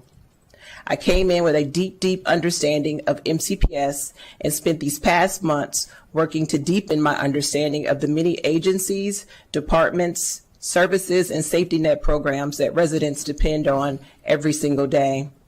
I want to thank council staff, Craig, Jean, and the entire team of analysts who guided us through this process with professionalism and patience. Their expertise mattered tremendously during this difficult season. And I would be remiss if I didn't thank the staff for the additional briefings and weekend calls and their efforts to get me the work that I needed to get this job done. As council members, we are called to hold multiple truths at the same time. We know our residents expect strong schools, safe communities, reliable services, housing support, parks, transportation, and opportunities for families to thrive. We also know that fiscal responsibility matters, stewardship matters, sustainability matters. As I also think it is important for residents who may not fully understand the budget process to know this. This budget is created by the county executive and then sent to the county council for approval. At that point, the council is tasked with making extraordinarily difficult decisions about what can be funded, what cannot be funded, and how we responsibly manage the taxpayers' dollars entrusted to us. And believe me when I say we were sent a very difficult budget. This year, those decisions became even harder as local governments across the country continue to feel the impact of a federal government that has too often shown little care or compassion for the growing needs of people. Funding cuts and eliminations at the federal level are having real consequences for American families and for counties like ours that are trying to fill widening gaps in services and support. So when this budget came before us, my colleagues and I were faced with very difficult realities and limited options. We worked day and night to find solutions to protect critical services and to make decisions that reflected both compassion and fiscal responsibility. We know that education remains central to the strength and future of this county, while also recognizing that residents depend on us to responsibly balance investments across all areas of government. That balancing act is not easy, but it is part of the responsibility entrusted to us as elected leaders. There were real needs throughout this process. There were requests rooted in genuine urgency and deserving of support. And there were moments where every one of us had to weigh what was ideal against what was financially sustainable and achievable. Even in the midst of these difficult realities, I believe we worked hard to protect the core services that our residents depend on. We preserved support for working families. We strengthened emergency assistance for vulnerable residents. We continued investments in nonprofit organizations that often serve people first and fastest. And we work to ensure county government continues to function in ways residents can rely on. Those decisions reflect our values, but they also reflect restraint. And it is not always easy in public office. Sometimes leadership requires saying yes. Sometimes leadership requires saying no. And sometimes leadership requires finding balance in the middle, even knowing no one leaves fully satisfied. I also want to acknowledge the people behind those budget lines, the employees across county government and our school system who show up every day committed to serving residents and students, the educators, support professionals, public safety personnel, frontline workers, nonprofit leaders, and county employees who continue carrying enormous responsibilities during difficult times. Their work matters deeply in this county. While there were disagreements throughout this process, I believe my colleagues approached this budget with seriousness, compassion, and a shared commitment to Montgomery County. We wrestled with hard choices because the stakes are real for the people we serve. And our work does not end with this vote. In many ways, it begins here. We must continue having honest conversations about how we strengthen our fiscal foundation, evaluate spending thoughtfully, grow our economy responsibly, and ensure our investments produce meaningful outcomes for residents. Public trust is built when residents know their government is being thoughtful with both their needs and their resources. That is the standard I will continue striving to meet. I am grateful to my team, Beth, Kristen, Pam, and Jackie, and grateful to my colleagues on this dais for navigating this difficult process together. Though the path was demanding and the decisions were not easy, we worked through every challenge with care. And I remain resolved to deepen my commitment to this county and to the people who have entrusted us with the responsibility to serve. Thank you. Thank you. Next, we have Councilmember Sidney Katz. Thank you very much, Madam President. When we first received this budget, I said that it was the worst budget I have ever had to deal with in all of my years in elected office. And I certainly told the truth. After 12 years on this council, I have learned that the budget season has its own rhythm. Some years are tough, but then there was this year. A budget that was just brutal, with some very difficult and painful decisions that had to be made. The county executive proposed a 6.3% property tax increase. Council declined to adopt it. In my opinion, that was the right call. With the impact felt by our federal workers, small businesses, and our neighbors facing uncertainty and households already stretched to their limit by the rising cost of living and increases in property tax assessments. We set up a progressive income tax structure to help it be accomplished in a more equitable way. We maintain the working family income supplement. Montgomery County is one of the few jurisdictions to offer a local match to the state's income tax credit. This credit helps their residents most in need and will provide some relief against the rising cost of living. As chair of the Public Safety Committee, I can tell you that protecting our public safety infrastructure is not optional. It is a necessity. This budget takes some concrete steps to do that. The Emergency Communication Center, our 911 call center, over 25 positions were cut in fiscal year 2025 because we were unable to fill them. The good news is we can fill them now. We have invested $1.9 million to fund 25 positions in this budget. These are our 911 call takers, our first responders, and we need to ensure they are sufficiently staffed to best serve our community. Animal shelter staffing. Our animal shelter has been over capacity for years. By law, it cannot turn away abandoned or abused animals, no matter how full it gets.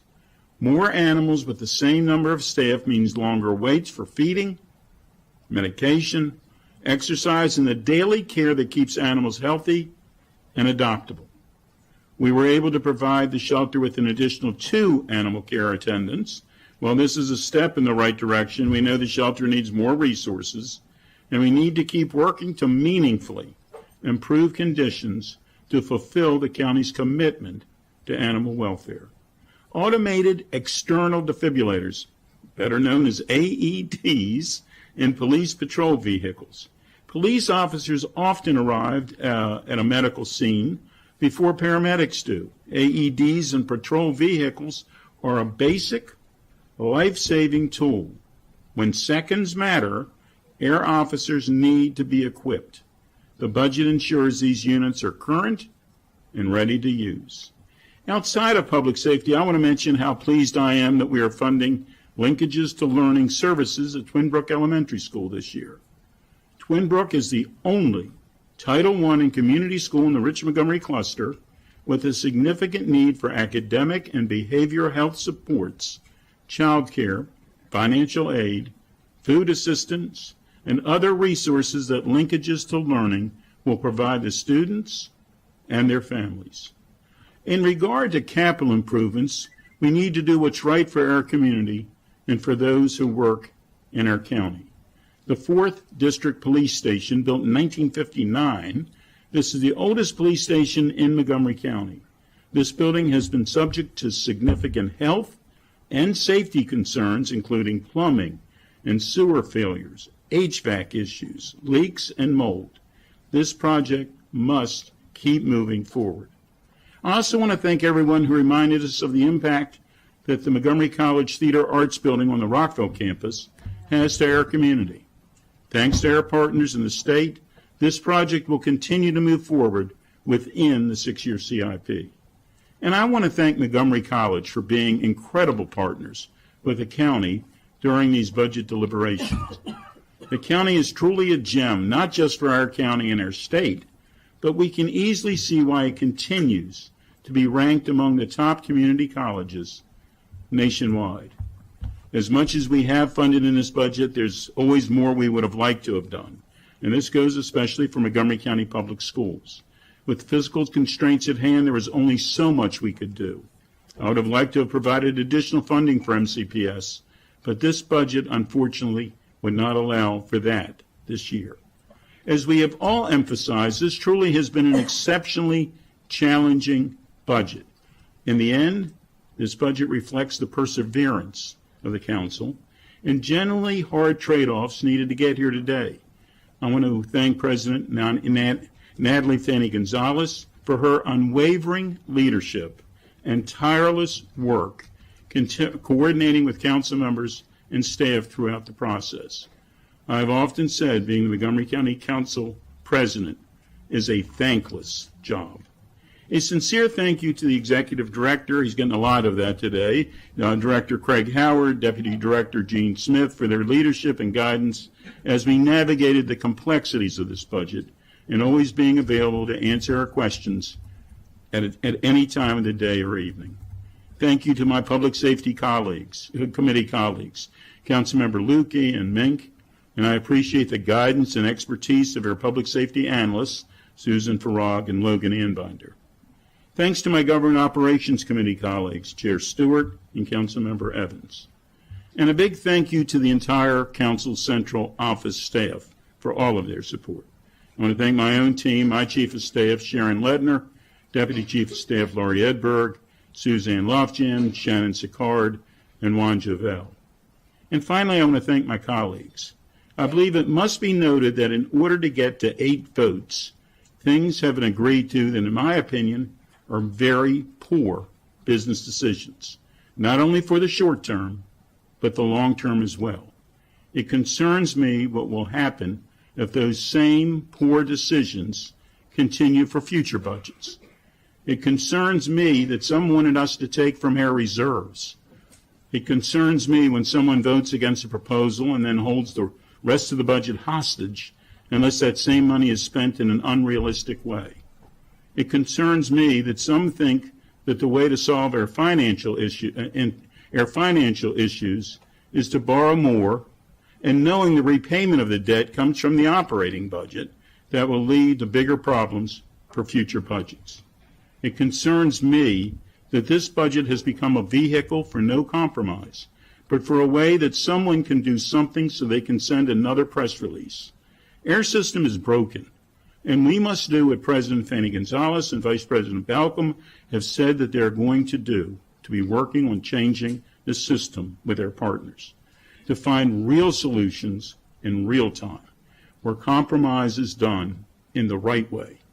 A budget must be approved for what it has been able to accomplish, and we must remember that when we vote for it, we are voting for the parts we do like, and hold our nose for the parts we don't.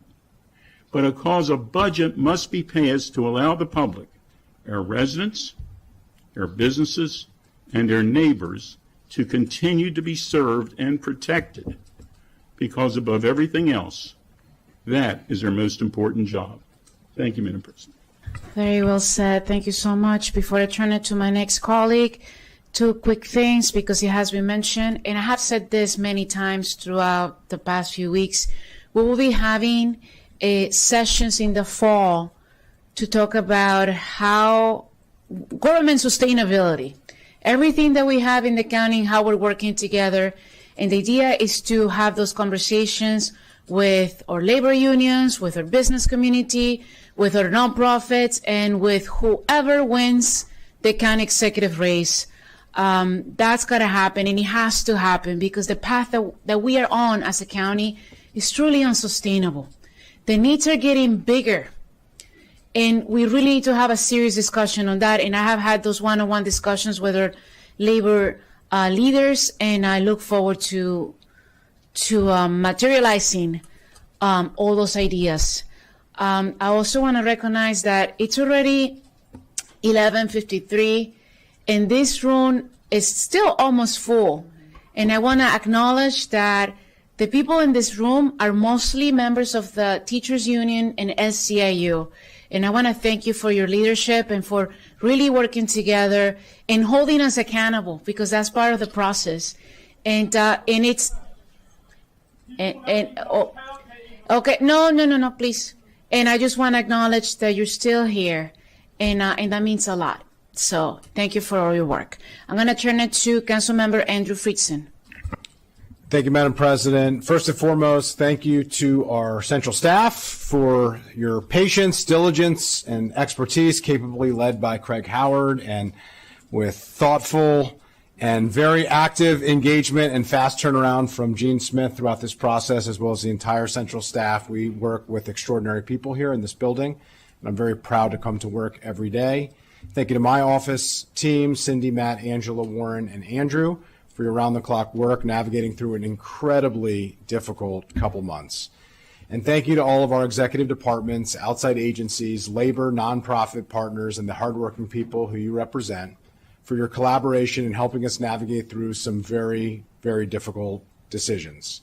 I know for many of you, as well as for us. The county executive's recommended budget came before the council structurally imbalanced, using one-time reserves to pay for ongoing expenses and funded with multiple tax increases. I appreciate that this budget provides $144 million more for schools and fulfills contracts for our public employees and public safety professionals.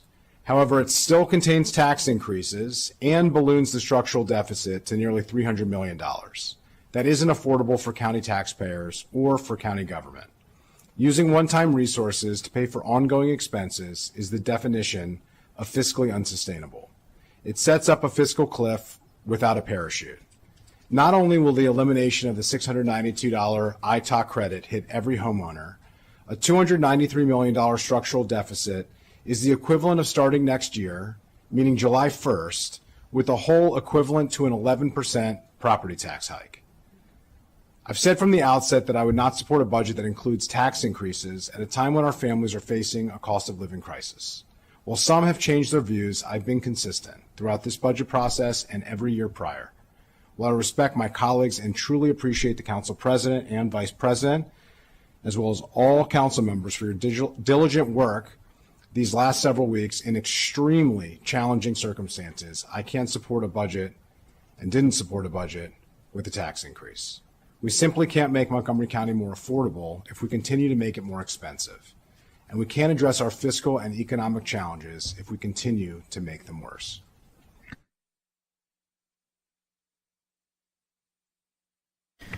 Thank you. Councilmember Kate Stewart.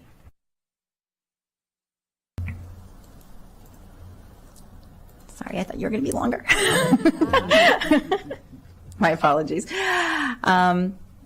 So I think probably up here, the only person who's worked on more municipal local budgets is Councilmember Katz.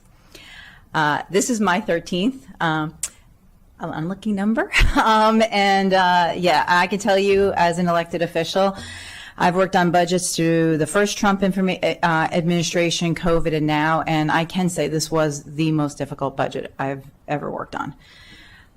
Before I go into some details, I do want to thank, as my colleagues had, the incredible work of our county departments, our central staff here, Mr. Howard and Mr. Smith in particular, but all of our analysts. We have an incredible group of analysts who work very long hours to go through the budget when we receive it from the county exec's office. They prepare packets that help us go through and understand better in a very short amount of time the county executive's budget. And they do an outstanding job. And I just want to thank each and every one of them. For time purposes, I won't name them, but in particular those who work with me on with the Government Operations Committee, I just want to say thank you, thank you. This was a lot this year, as especially we went through different tax scenarios. And I just want to thank all of the residents, many of you who are here today, but also those who've reached out to my office, who I've seen at events in the community. Thank you for your feedback on priorities. Ensuring that we can work together in times like these is essential as we're seeing needs grow in our county. As we look for ways to fulfill needs of our residents, our schools, our parks, our nonprofits, we have fewer resources before us right now and many unknowns. I know this is a time many people are scared, frustrated, and angry at the current circumstances. The role of government, especially our local government, is to help residents through these difficult times. It is to serve the people of our community and use our tax dollars to improve their lives and make their lives better. So, as my colleagues have done before me, I want to speak truthfully that this budget represents great compromises. And even with those great compromises, we do not meet all the needs for our nonprofits, for our schools, for our health and human services. We did not finish in an optimal place. I wish there was more funding available for all of these things. And I know this is going to mean very difficult decisions for our partners. To make this budget work, we had very specific options. And I know that as my colleagues have said, what the county executive gave us was a big task to work with. Over the last few weeks, we have reduced our county government budget by over $100 million. We've looked really carefully at our budgets, and we know these cuts are not going to be inconsequential. But to make the puzzle work, we either needed to increase taxes or do with what we have. And as I said before, there was not an appetite for new taxes, so we looked at our budgets very carefully. And today I'm going to support this budget because I believe at this time this is the best that we are going to do. It's important to note that not only did the county executive give us a budget that was not sustainable for us, and the taxes he was proposing for our residents who are already greatly burdened was not going to work. We also need to note that as we've gone through this budget, we had to take into account what the federal government and state had passed down to us and what they had cut. We had to put in from our operating money, money to keep emergency management personnel because those grants have been cut by the federal government. And we know that there is more to come because we also know what the Republicans did at the federal level was time many of the deepest federal cuts and new guidelines to go into effect after this midterm election. So there are still many unknowns for us to prepare for. This budget does accomplish a number of things. As many of us have advocated for many years, we now have a progressive income tax here in Montgomery County. That does mean that 75% of filers in this county will see their income tax reduced. We were also able to preserve the Working Families Income Supplement here at the county. And as we stated before, that support goes to people who don't have income. and are not getting this income tax reduction. So we will see our residents with the lowest incomes who are bearing the brunt of inflation and federal aid cuts are going to see a reduction in their income taxes, while those with higher incomes will pay more. We did, as we've talked about this morning, eliminate the ITOC, which is tied to home ownership and an application process. And so this will benefit and restructure our tax system to be more equitable and to help renters, not just homeowners, in our community. As the council member who has the most shelters for those who are experiencing housing insecurity, I'm very glad that this council was able to fund the money for our homeless services. We have seen great strides being made by our county department in this area, and I'm glad to see that we were able to continue that funding. We were also able to increase the inflationary adjustment for our nonprofits. The county executive sent over a budget that only had an inflationary adjustment of 2.5%, much, much lower than they need. We were only able to get to 3.5%, and I know this is still going to be very difficult for them, but I'm glad we were able to increase it. I want to thank my colleagues, Council President and Vice President and their teams for their work. I particularly want to thank my colleagues on the GO Committee. Councilmember Katz, this is your last budget. You know, that might be okay. That might be okay. But I just want to take this moment to say that we have been able to serve when I was mayor and you were on this county council for many years.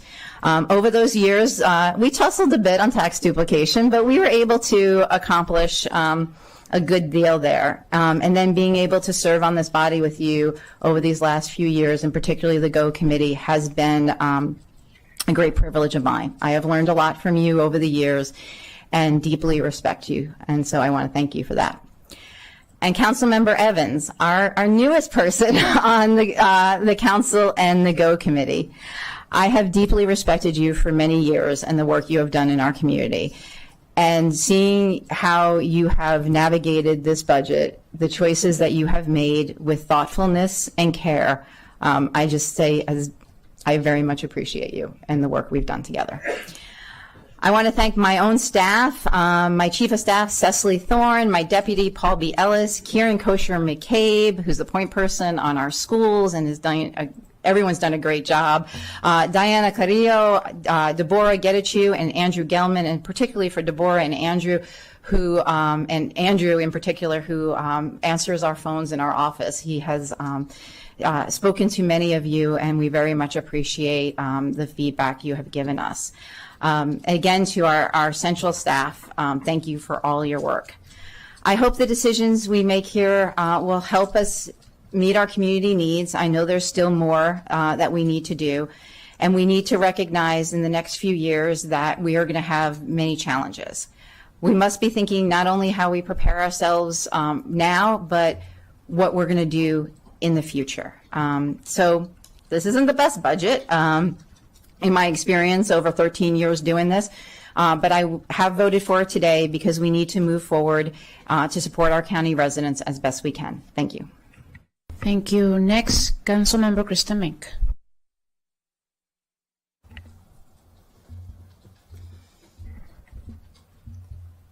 There are a lot of important items in this budget. I'm going to mention just a few of them before I address the part that brought almost everyone to this full room today. In District 5, we protected funds for a new Eastern Middle School. Construction will begin in FY28. We maintained funding for an East County campus of Montgomery College. We maintained funding for the Viva White Oak project. I requested that we increase funding for one of our 2 Montgomery Cares dental clinics, the Muslim Community Center, Medical Clinics Oral Health Program. Their level of funding has been flat since 2014, and this was needed to keep up with increasing demand. We secured ongoing funding for the American Diversity Group Medical Clinic, which is based in East County but serves vulnerable residents from across the county for free and is one of very few places where vulnerable residents can access care on the weekends. We secured a 5% increase For year 2 of the East County Dental Pilot Program, we funded crossing guards for the new Burtonsville Elementary School after over a decade of promises to a school where 0 students walk to school. This fall, the doors will open on a new school where most students can walk, and they'll be able to do so with a crossing guard. We secured funding to support residents in need of housing assistance, funding for county staff to perform nursing home inspections. This is something that my own staff have had to do because we weren't getting the response we needed from the state. So this was urgent. And a lot of other important things. To MCPS staff, I know this is not a budget to celebrate. We don't know for sure which jobs we didn't save. But as a former teacher and a current MCPS parent, I know that it doesn't matter how excellent a teacher is, you need a much broader support system in order for our kids to access their full potential. Bus drivers, cafeteria staff, building services, media assistants, college and career counselors, family engagement specialists, social workers, EML therapeutic counselors, so many people inside and outside the classroom are part of this essential infrastructure for our kids. And there are many jobs amongst those and others on that potential cut list. So I know this is not a budget to celebrate, but it is a budget. It might not feel like it, but it is a budget that reflects incredible union organizing and power. You saved hundreds of jobs. And I want you to know how much of a difference you made.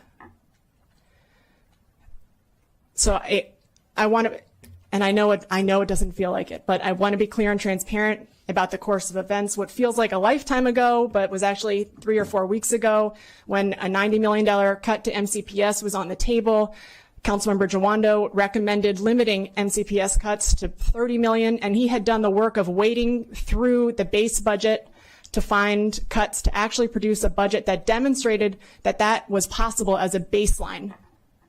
Of course, we have wanted to do better, but I want to thank him for his leadership, because doing that real work early was key to keeping alive the possibility of keeping the cuts out of those truly even worse, even more catastrophic ranges.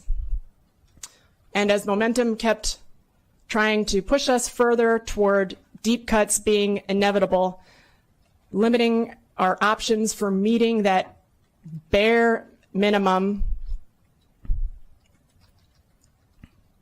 I do want to acknowledge that Councilmember Jawando has continued to be a really outstanding leader and partner in that space, who genuinely did real work and made tough calls for the greater good and held the line when it needed to happen.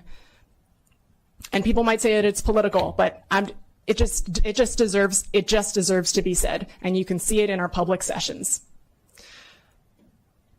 I joined him to make a formal recommendation as a majority of the Education and Culture Committee that the council limit MCPS cuts to no more than $30 million. And as you know, it has been an extremely rocky path to end up even in that range. Over the last couple of weeks, I've spent much of my time adjusting about 4 or 5 different revenue and budget proposals that could potentially have a path to 8 votes and that could sustain our most critical services in this time of increased need and reduced federal and state funding. And to be clear, our most critical services includes our schools. I transparently provided options that did not use the existing income tax framework, and that does use it. the one we're using today, which uses the existing income tax framework, which does provide a tax cut that I don't believe we can afford, funds it by eliminating a tax credit that some of our vulnerable residents do rely on, and limited us to really only one path to funding MCPS at a remotely adequate level, a path that none of us, including me, think is ideal, but that enough of us think is more responsible than cutting 40% of the MCPS request. When we were sitting here yesterday afternoon, we had a budget before us that would have cut $73 million. That was yesterday at 1 p.m. That's 40% of the MCPS request. And I'll say first that we were at 73 and not worse, in large part because of your engagement. And then you showed up. People in this building are saying it's the biggest turnout that they have ever seen. You were the physical presence of all of those emails and calls that we've been getting. And as you saw yesterday, when it came down to that high pressure moment, we had the votes needed to block that budget on behalf of MCPS. And we are back today having cut that in half. I want to do more, but we are back today having cut that in half since yesterday. So thank you. You did save hundreds of jobs, and I know it is not enough, and I am sorry, but I want you to know the power that you have effectively held and wielded as we go into what I know are going to be very, very difficult and painful times. MCPS is less than half the budget. It wasn't always less than half, but its share has decreased, and I know that you all see the results. So that shows that the MCPS budget has grown at a slower rate than the budget of the rest of county government. And everybody's budget grows every year because of inflation and so forth. But MCPS still continues to face far greater cuts to the request than the rest of county government, even as budget transparency has increased exponentially even over the last couple of years.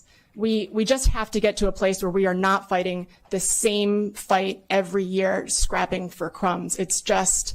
We just can't keep doing this, and it doesn't make sense. So that's work to come. And on the overall budget side, we have to get to a more sustainable place. We can't be relying on one-time funds to meet these barest of minimums. We can't rely on increasing property taxes. We need more progressive taxation options. We need more tools. We need that from the state. We need to be able to tax the rich more so that we can better afford to lower taxes for lower income residents.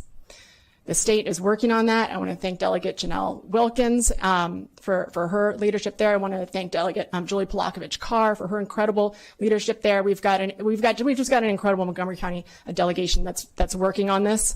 But the need is urgent, and we will continue to engage in that so that we are not back here again and again and again. Thank you all. Thank you. Next, Councilmember Lorian Sells. Good afternoon, TGIF. It's been a very, very long week, and I want to thank everyone who has stayed up until this moment, who has closely followed the budget process over the past few months since the county executive first released the recommended budget, which proposed significant increases in property and income taxes. We've been addressing the issue of affordability that is already out of reach for far too many of our residents. Asking working families, seniors on fixed incomes, and neighbors already struggling under the weight of rising costs to pay more should never be our first option. Residents are not simply revenue sources, they are people we serve. And the government's responsibility is to ease hardship, not deepen it. This budget process tested all of us. This is my 8th budget in my political career, and we debated hard. We wrestled with impossible trade-offs. We reached moments where consensus felt entirely out of reach, so much so that this council made the decision to postpone a final vote so we could continue working toward a better path forward. And while that process was not easy, I believe that additional time mattered. It allowed us to continue negotiating, to challenge one another, and ultimately build greater consensus around how to lessen the blow of cuts that will still be felt across county government and within our schools and community. Because the truth is, there were no easy answers. Every cut has consequences. Every delayed investment affects real people, families, workers, children, and seniors who rely on county services, not as a luxury, but as a lifeline. That reality is what guided me through this almost $8 billion budget process. As chair of the Health and Human Services Committee and lead for eliminating disparities, I examine this budget line by line, program by program, with one central priority: protecting the health and wellness and safety above all else. Programs that keep families housed, fed, and healthy are non-negotiable. When someone's facing eviction, struggling with food insecurity, or trying to access behavioral health care services for their children, there's no room for government indifference when homelessness is at its highest. That's why I fought to protect critical health and human services and to defend the nonprofit providers who serve as the backbone of our safety net. We preserve the overwhelming majority of those priorities, but not all. I remain disappointed that we were unable to secure funding for the Community Connect portal, a critical investment that would have streamlined access to services and reduced barriers for residents too often left navigating a fragmented system. That fight is not over. At the same time, protecting HHS alone was never enough. Our public schools are one of the greatest engines of opportunity in this country. Families move here because of Montgomery County Public Schools. I'm one of them. I chose MCPS to educate my daughter because I believe in what our schools can make possible. That is why I refuse to accept a false choice between fiscal discipline and educational investment. After protecting our most essential services, I fought to direct every available dollar and then some to our schools. And when that still wasn't enough, I listened to any alternative proposal shared by colleagues to shift capital dollars into operating funds to help prevent even deeper and more devastating cuts to MCPS. Those conversations were difficult. They required us to rethink priorities, confront uncomfortable realities, and make compromises none of us wanted to make. But leadership is not about avoiding discomfort. It's about standing firm in your values while navigating hard decisions. This budget reflects that struggle. It reflects compromise, discipline, responsibility, but it also reflects scarcity despite an $8.5 billion price tag. I do not believe any of us should grow comfortable with that. I know some residents will continue to struggle. Some nonprofits will remain stretched thin. Some families will still feel unseen. Some of the cuts we could not avoid will be deeply felt. County government, our schools, and across this community.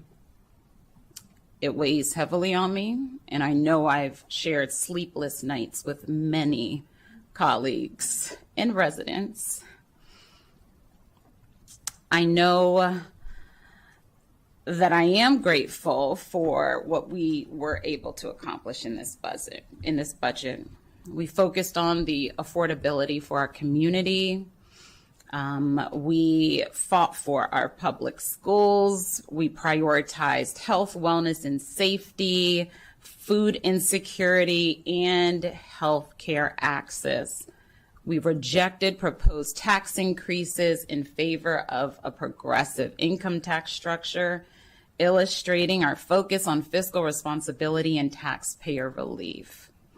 While changes remain, this budget reflects compromise and a commitment to continue delivering essential services in line with our community's core values.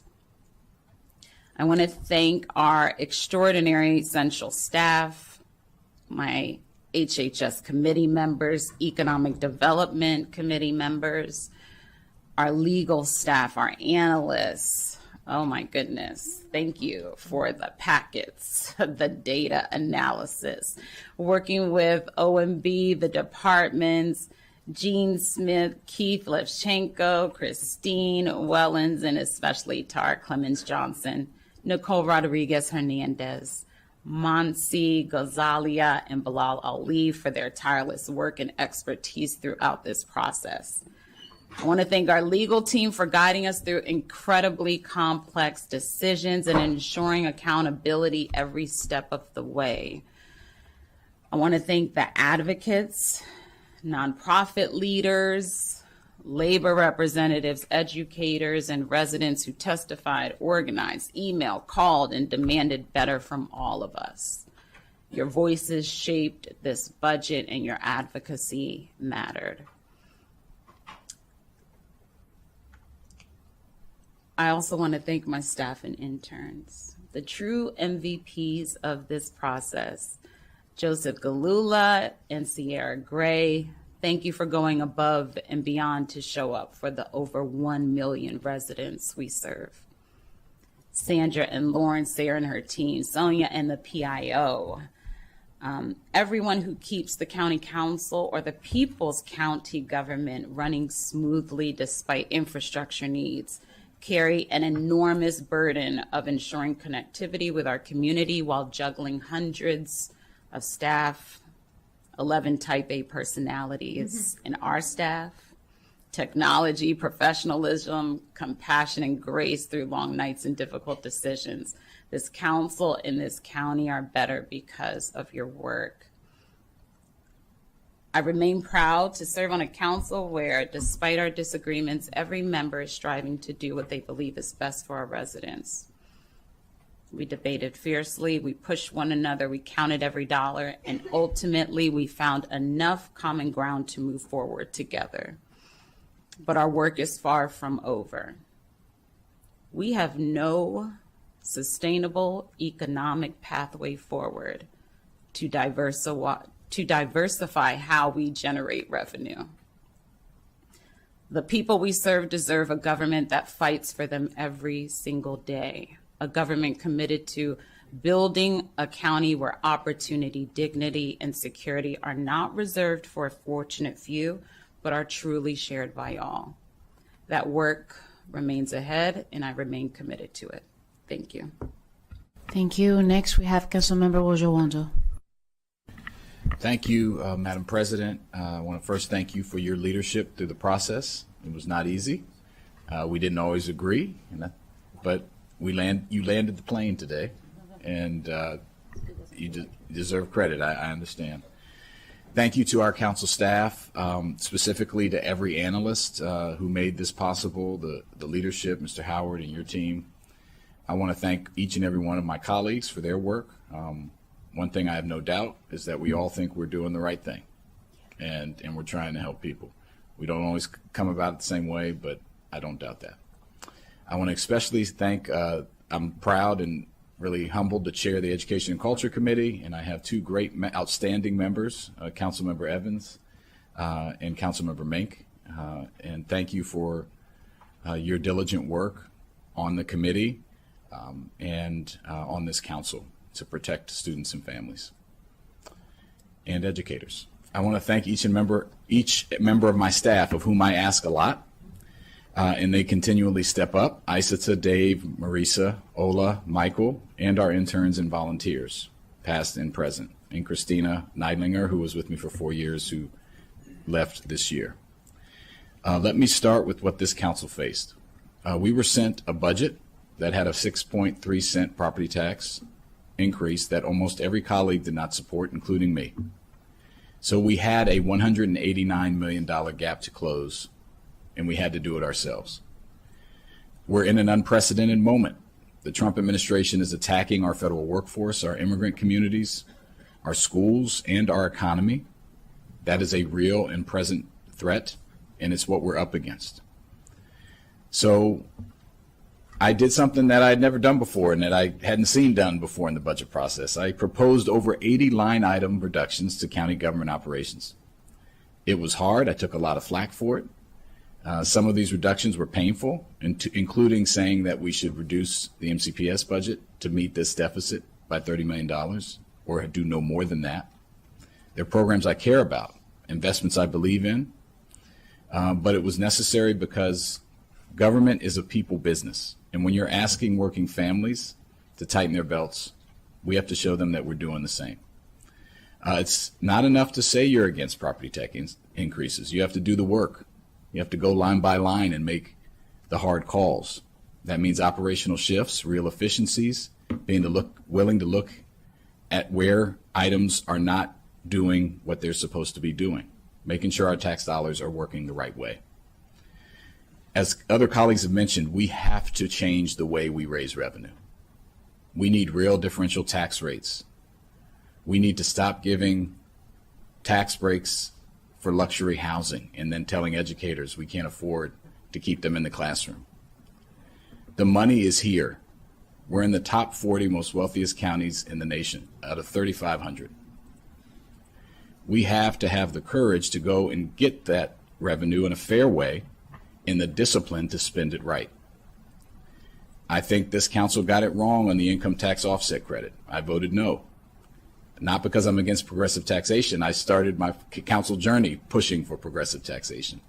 But I do not think we should have made that change this year in this way, in this budget. My colleagues who supported it, I know they came to it in good faith for good reasons, and I thank them. But I think it was a mistake, and that's why I voted against it. Once this budget is adopted, I do look forward to convening that work group with labor partners, MCPS, the county executive's office, and the communities most affected by the decisions we're making in this room. We have to stop having the same fight every spring, the same gaps, the same painful choices in the final week.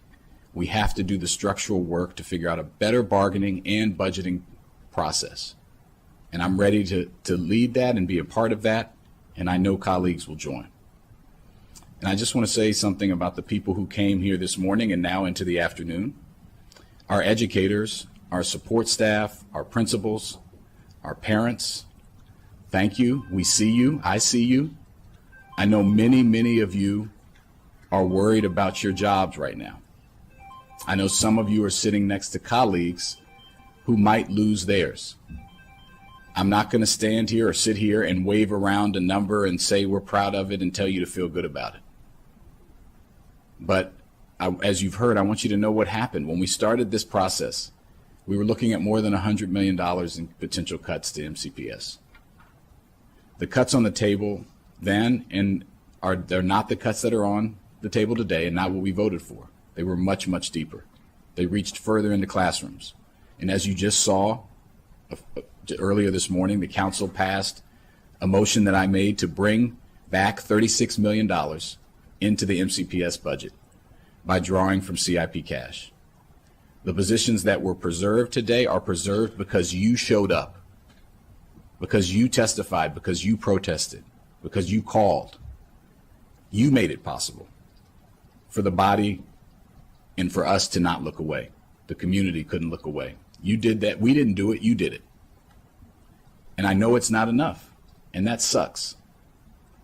There's still going to have to be staff reductions. For every person in this room or who's watching that's facing that uncertainty, I'm going to work with our labor partners in MCPS to help find opportunities the best I can. And I know that the Board of Education, who I know is watching, will take a hard look at how they are allocating the resources they do have. The choices inside that budget matter just as much as the total number. The fact is we underinvest in our school system. We invest less proportionally than comparable jurisdictions, and the need has only grown in ways for people who went to MCPS in the 80s or 90s cannot imagine. Over 150 languages spoken, half of our students eligible for free and reduced lunch, a marker for poverty, a special education population, including my daughter, that has grown dramatically over the last several years. The complexity of what we ask you to do each day is not what was happening a generation ago. It's harder, it costs more, and we have not kept up. Enrollment is declining, but at the same time, people would say that that means we need to spend less. It's the opposite. Special education enrollment is actually increasing in raw numbers. And if we want to reduce class size, which this budget attempted to do, you don't pull back funding, you step up so that we can make it easier for our educators to do their work. When counselors disappear, when buildings fall apart, you reverse that. You're the people in those rooms that make a dark classroom bright by dressing it up yourself, by putting light on top of those ugly white lights, by making the school system the reason people move here, the reason my parents moved here. Our schools are the first and best line of defense that this county has. When we educate children, we give them the tools and purpose that they need to be productive adults. And we're doing more for public safety than any other strategy when we educate people the right way, give them the supports that they need. When people feel hopeless and they don't see opportunity, that's when they do something that's wrong. I grew up as a low-income student in this county, the son of an immigrant. The opportunities I got from our schools and people related to our schools were immense, and I want the same for every kid in this county. This is not a budget that I would have written, but we did limit the damage to our schools, and we honored our agreements with county workers. We didn't raise property taxes on working families, and we started doing the hard operational work that this moment demands. There was a way, we found it, and that's why I supported this budget. And there is no doubt more work to do to make sure all of our residents have what they need to thrive, and tomorrow we'll get back to work. Thank you. Thank you. The last person on my list is Councilmember Evan Glass. Thank you very much, Madam President. This has been the most difficult budget I've experienced during my 2 terms on the council. And the process itself had moments of turbulence, but we buckled up and worked through it. Nobody got everything they wanted, and we had to take tough votes. We had to compromise, which is how the legislative process works. Leadership is about landing the plane, not walking away when it gets tough. Not grandstanding so it fits into a TV commercial or on a bumper sticker. I took an oath of office not to shirk my responsibility when I didn't like the outcome. And I think that the absolutist mentality that if you don't get 100% of everything you want, or that there's one thing you don't like that you're going to walk away, I don't think that's leadership. We see that type of purity politics and extremism in other places, and it should not be tolerated here in Montgomery County. We faced a very similar budget, a challenging one in 2023, when every member of this council voted for the final budget, which included a property tax increase. Now, not everyone liked that budget either, but everyone voted for it because passing the budget is the job we were elected to do. And we have real challenges here in Montgomery County, and those challenges are what local government is supposed to solve. And let me be clear, no Montgomery County department or agency received all the funding that they requested because we could not meet all of their needs. And those decisions were painful. Roughly 1/2 of our budget does go to MCPS, and we never should have been in the position of making these impossible trade-offs, particularly to save educators' jobs. And at the same time, we cannot keep rating the designated retiree healthcare costs, and we should not be using one-time funds for ongoing expenses. I didn't vote for that proposal because it's not fiscally sound. That's why I have repeatedly called for structural changes and more transparency in the MCPS budget process. Now, MCPS does need additional resources to meet the needs of our educators and our students. Absolutely. Which is why we are funding MCPS more than last year. But to fully fund MCPS's ongoing needs, we also have removed funding for much needed capital investments like HVAC replacement, leaking roof, and other structural issues that our teachers, our students, and our parents have been demanding. At the same time, the budget includes safeguards for our immigrant neighbors who are fearing for their safety, which is why we're adding funds to help them access rapid response services if, God forbid, ICE or any other federal agents come after them. It's a program that works, it's targeted, it's effective, and it's helping people in our community. We also have to help more vulnerable residents who are experiencing homelessness. The federal cuts by HUD means that there is not enough short-term housing or emergency shelters, and so we're funding them in this budget because we know emergency shelters work, and it keeps families off the street as we work toward long-term solutions. And then I want to add that our nonprofit providers also need help. They are being asked to do more with less, increased requests for help, and decreased federal funding, both driven by this federal government, which is why this budget delivers a much-needed 3.5% inflationary increase for the organizations on the front lines of our community. It is not the 8% that they requested, but it's what we were able to provide for them so that they can continue providing critical services to our residents. So much of this budget has been focused on revenue, and we do need more revenue. But the only solution that has been offered by the county executive and some colleagues is to continue increasing property taxes, and that is not the solution.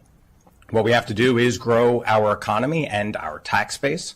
We have to make it easier to open and operate businesses, which means streamlining our permitting and regulatory reform.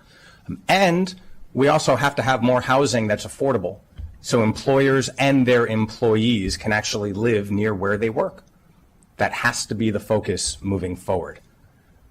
And with regard to this budget, I did not support any of the tax increases or adjustments. My decision was not an ideological one.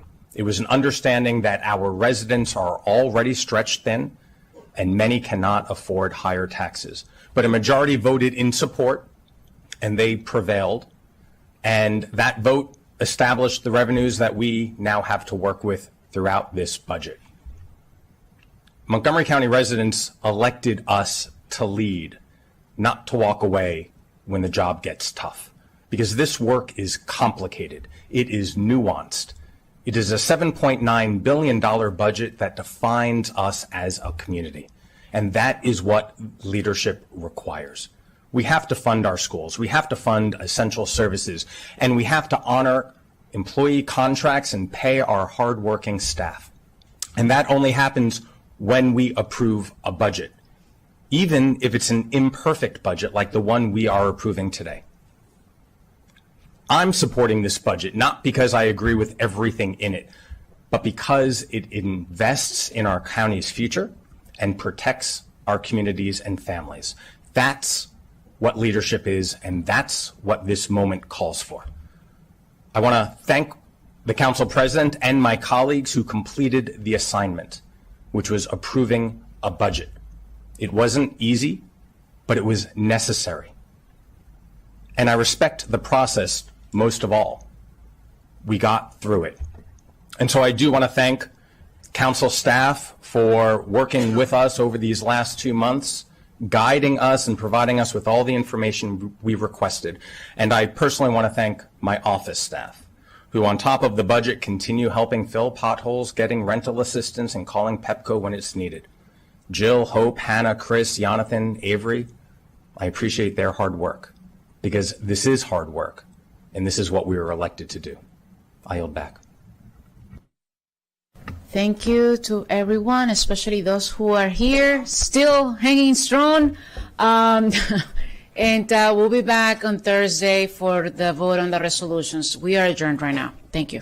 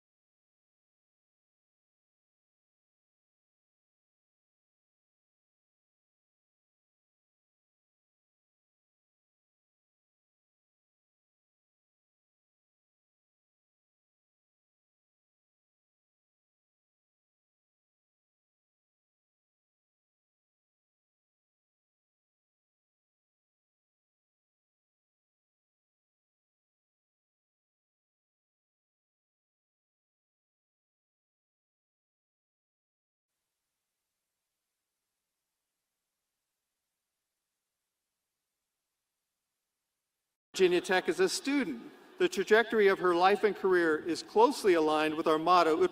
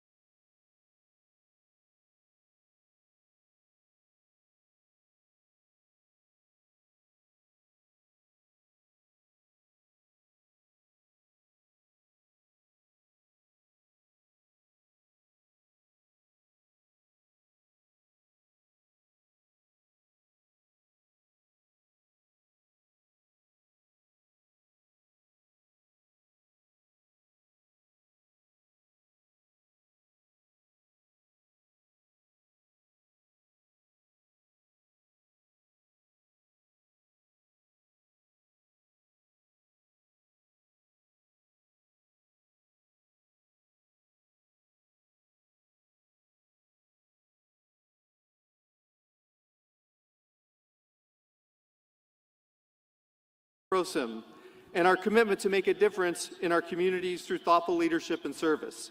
Please join me in welcoming the Governor of Virginia, the Honorable Abigail Spanberger.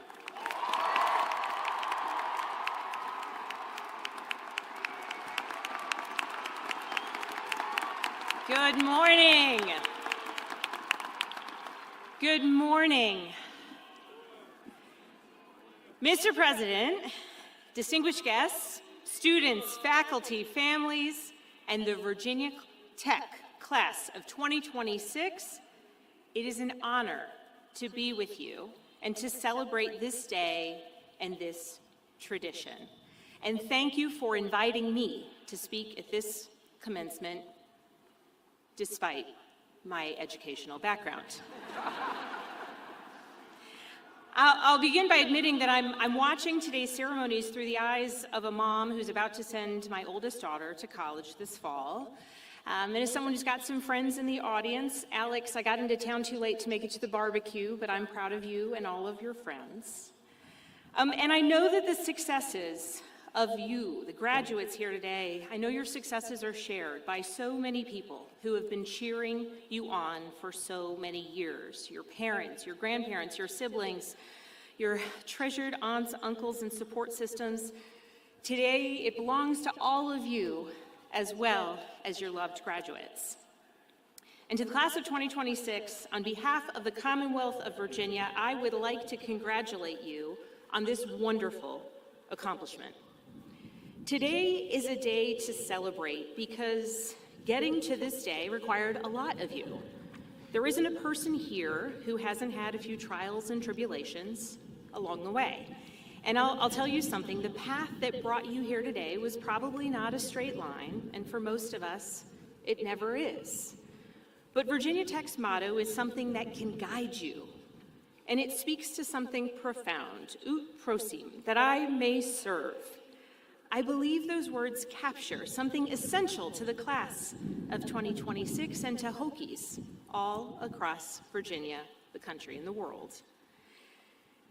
And as you consider your next chapter, I would strongly encourage you to think about public service. And I want to take a moment on this because when I talk about public service, sometimes people think that I'm talking only about running for office. Or putting your name on a campaign bumper sticker, or raising your right hand to serve in the armed forces or in government service. And those are wonderful paths, but service can and does take so many forms. And so, class of 2026, in a life of service, you could advocate for farmers and agriculture in your community. You could become an educator, a principal, a superintendent. You could choose to work to protect the natural beauty of our lands and water. You could work to recruit new businesses to your hometown and to our Commonwealth. You could work to expand voting rights, or you could serve in the military, eventually climbing to the rank of general. And those examples, they're not hypothetical. I just described 6 of my cabinet members, all of whom hold degrees from Virginia Tech.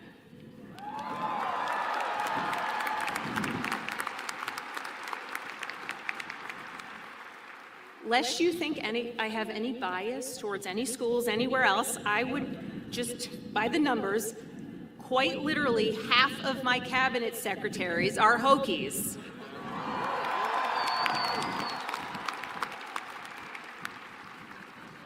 But my larger point is this. Every one of you has something to contribute, a talent, a skill, a perspective that the world needs.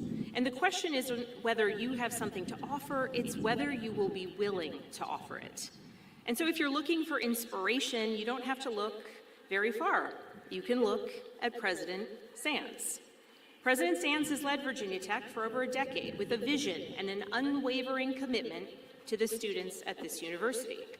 Under his leadership, Virginia Tech has enhanced research, innovation, has grown enrollment, and expanded the university's footprint throughout the Commonwealth. He's added tremendous value to Virginia's economy and the future of our Commonwealth as a whole, and I might add an extraordinary recognition of the value of your diploma because of the incredible reputation of this university. So please join me in thanking President Sands for his service to the university and our Commonwealth.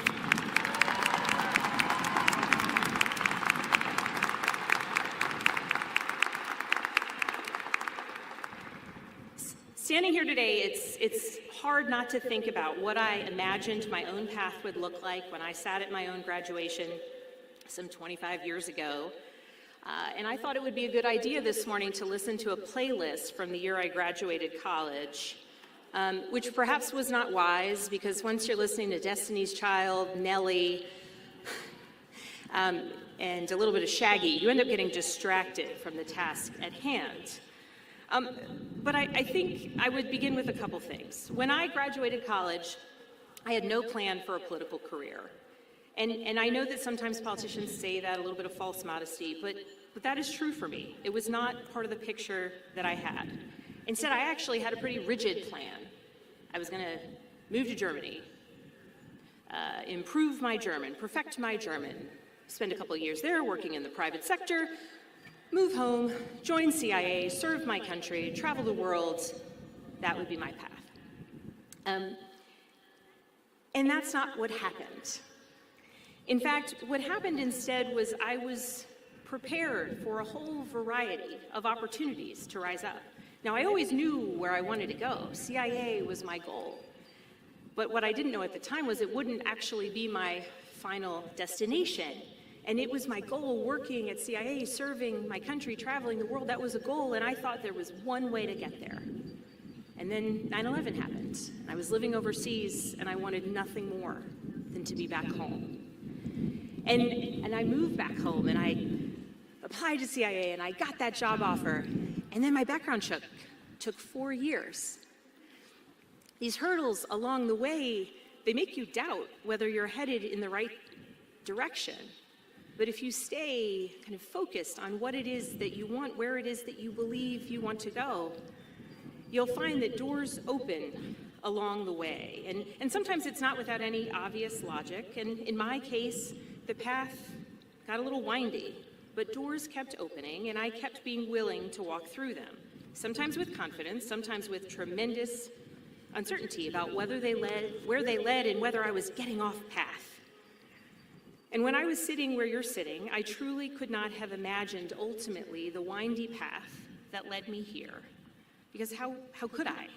No path towards whatever it is that you wish to achieve is a straight one.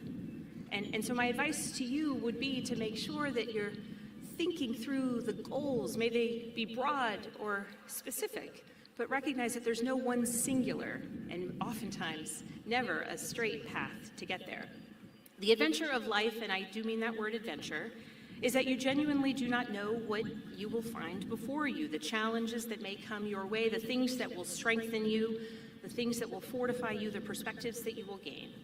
And that isn't a warning, it's an invitation to say yes when there's a door that opens before you. You don't always have to know what's on the other side. Sometimes the adventure is part of the learning. And sometimes even when you've said yes and when you're moving in the right direction, that path gets hard, really hard. Which reminds me of the time that I ended up in a swamp. Stick with me on this one. That wasn't a political reference, I mean a literal swamp. Early in my career at CIA, I went on one of my many training exercises, and the premise was very simple. My colleagues and I needed to get from point A to point B. Our training exercise facilitators, they gave us a compass, lined us up along the woods, and said, now you wait. We didn't know what we were waiting for. We didn't know where we were going. We only knew the azimuth on that old school compass we needed to set. It got dark, night fell, all of a sudden we're standing on the edge of the wood line, and they said, go. And we said, where? And they said, follow your compass. And that's it, figure it out. So we set off individually, all knowing that our other colleagues were somewhere in the woods as well, but it was dark and it was summer, so it was hot and the trees were dense. And we set off, and at one point I noticed the ground below me kind of getting softer. Noticed I was on a decline. And then I realized I was walking into a swamp. And I kept sort of walking through. At what point in time is this not a good idea? In the dark, in a swamp, and there's noises and crinkling, and I'm just staring at these little glow-in-the-dark lines on my compass. And I said, okay, if it gets to my knees, that's maybe when I turn back. And I kept going, and the ground kept getting softer and softer and mushier and mushier, and good thing I was wearing good boots. And I kept thinking maybe I should turn back. But I kept going, we kept going, and that water only came up mid-shin, and so I kept going. And I'll be honest, trudging through a swamp in the dark with just a little glow-in-the-dark line on a compass, that was never a specific skill that I was going to need in real life. But the whole point of the training wasn't that destination, it was proving to myself, my colleagues, proving to themselves that you can do hard things, and that quite literally you follow the compass, whether it's the one in your hand or the one in your heart or the one in your mind, the compass leading you towards what it is that you wish to be doing. And so on your hardest days, wherever you are, whatever is challenging you, you'll be able to draw on memories of things you have overcome, challenges you have faced. In my case, it's a swamp.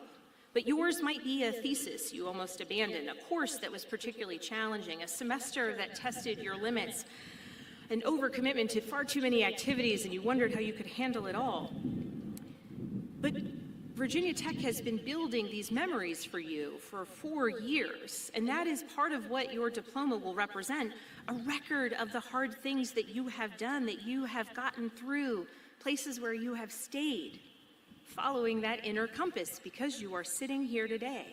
So take those memories with you. They are more portable than you think.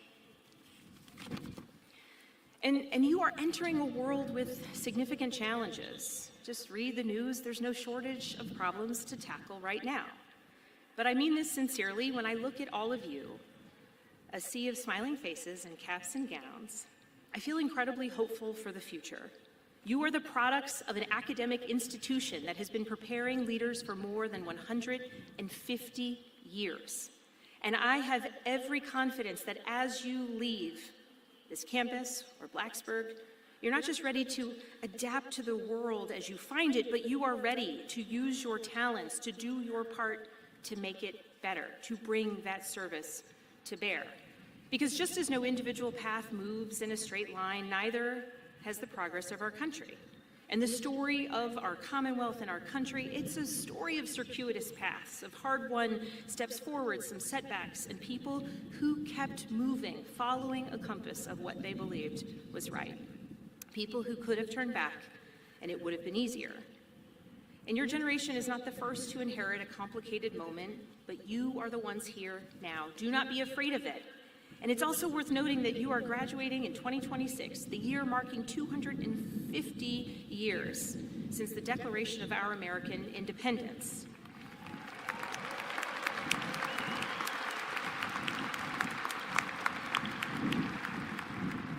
And milestones like this lend themselves to reflection, where we came from, where we are, and where we are going.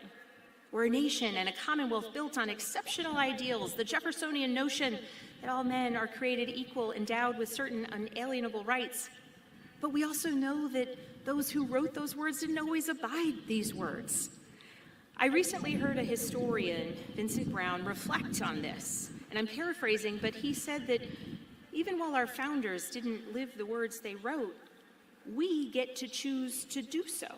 So the choice is on us to give life to the words on our founding documents, in our lives, in our communities, in our workplaces, and in our own individual acts of service to one another today and into the future. Every generation gets to decide whether the words on those founding documents are simply ink on parchment or whether they mean something tangible in our country today. And in class of 26, so do you. You get to choose what the words on your diploma mean for you, that mark of success and of the hardships and challenges you've overcome, but on the path that you are on. And just like our individual paths in life, the path of our shared American story is not a straight line. And if our founders were here today, I feel like they would be pretty surprised to see me standing here as the governor of Virginia, and pretty surprised to see some of you sitting here in the audience. But that's exactly the point. As we are marching forward, as individuals, as a commonwealth, as a country, and you as new graduates of Virginia Tech, we get to follow the compass of where we want to be, who we are, and where we are going. And in all seriousness, I want to leave you with this. The path ahead will not always be clear. It will surprise you, challenge you, and occasionally put you in a swamp. And that has always been true. But you don't need the path to be straight to get where you are going. We just need to keep moving, to be fearless. We need people committed to service in all forms. And when a door opens, an opportunity arises, be prepared to take that challenge. And when the path gets hard, remember, the lessons that you learned here, the challenges you faced, the success that you overcame, and trust your compass. And never ever stop looking for ways to do good in your community, in your Commonwealth, in your country.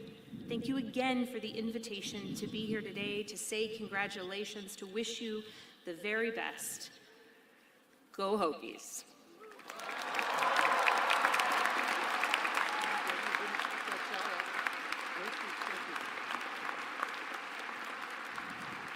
Thank you, Governor Spanberger.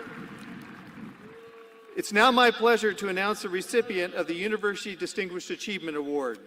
This award recognizes individuals whose accomplishments are nationally significant and provide enduring benefit to society, demonstrating that individual success can also lead to the greater good. We honor the recipient during this commencement as they exemplify our motto, Ut prosim, that I may serve. I would like to ask Nancy Dye, representing our Board of Visitors, to join me for this presentation. On behalf of the university and the Board of Visitors, it is my pleasure to recognize our 2026 University Distinguished Achievement Award recipient, Jean Dickinson Gibbons Fielden, known professionally as Dr. Gibbons.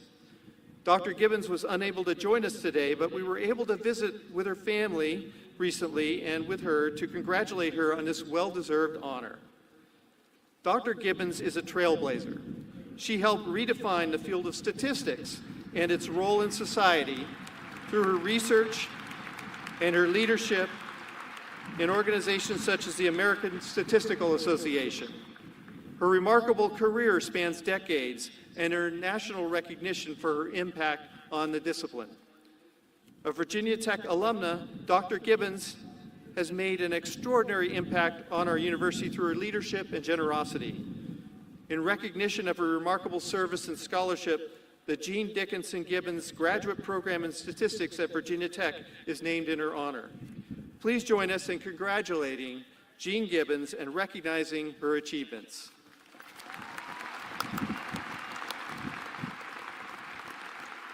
Thank you.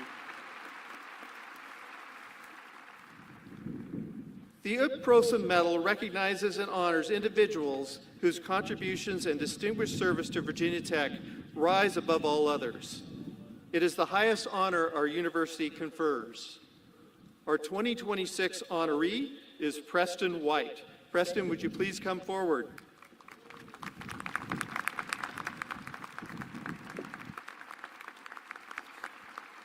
Preston's bachelor's degree in building construction from Virginia Tech laid the foundation for an industry-leading company and a life of service and leadership in the Hokie community. He is a builder in every sense of the word and has shaped the future of this university with his service on the Board of Visitors, his generosity to the Myers-Lawson School of Construction, and his support for multiple Virginia Tech programs and initiatives. Preston and his wife, Catherine, are the inaugural donors who helped launch our Virginia Tech Advantage initiative, and they have established lasting support for faculty and students through an endowed faculty fellowship and the creation of the Bishop Fabro Bill Lab. Preston, your leadership, your philanthropy, and dedication embody the heart of Virginia Tech's motto, Ut Prosim. We are honored to present you with the Ut Prosim Medal in recognition of your service and our gratitude.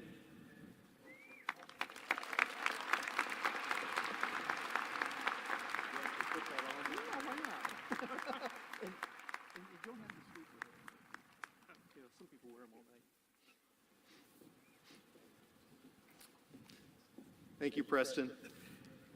I now call upon the university's Executive Vice President and Provost, Dr. Julie Ross, to assist with the conferral of degrees.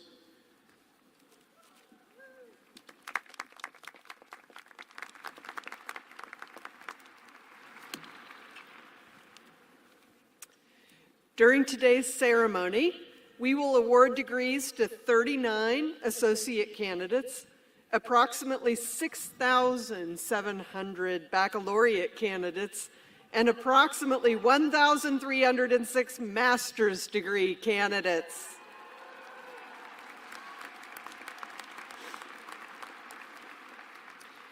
These candidates have completed requirements for graduation during winter session and spring semester of 2026.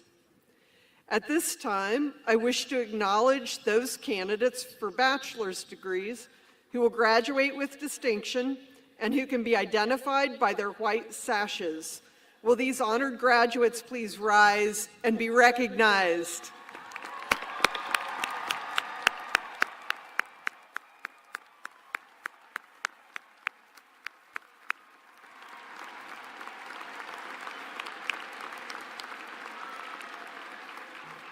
Congratulations. Please be seated. I would also like to acknowledge our military veterans who are graduating today and can be identified by their branch of service sashes.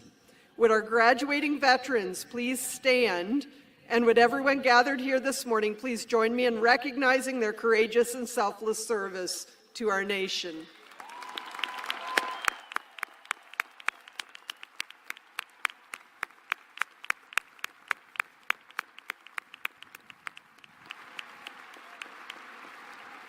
Thank you. Before we recognize each college's candidates for associate's, bachelor's, and master's degrees, we'd like to invite Dr. Lee Learman, Dean of the Virginia Tech Carilion School of Medicine, which held a commencement ceremony for their school's graduates on May 9th, to share a few words.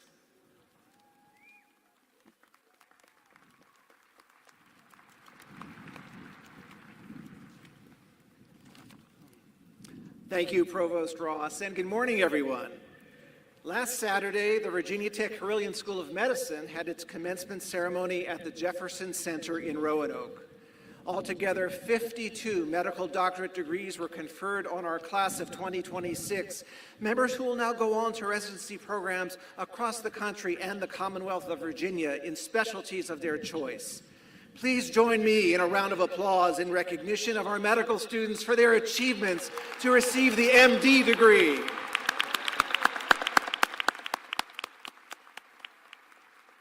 Thank you. Thank you, Dean Learman. This evening, the Virginia-Maryland College of Veterinary Medicine will hood and present diplomas to 124 students of its 43rd class.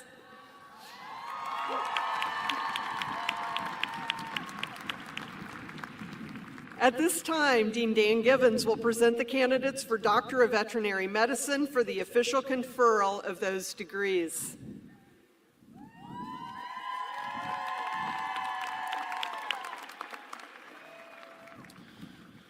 Will representative candidates for the Doctor of Veterinary Medicine degree please rise?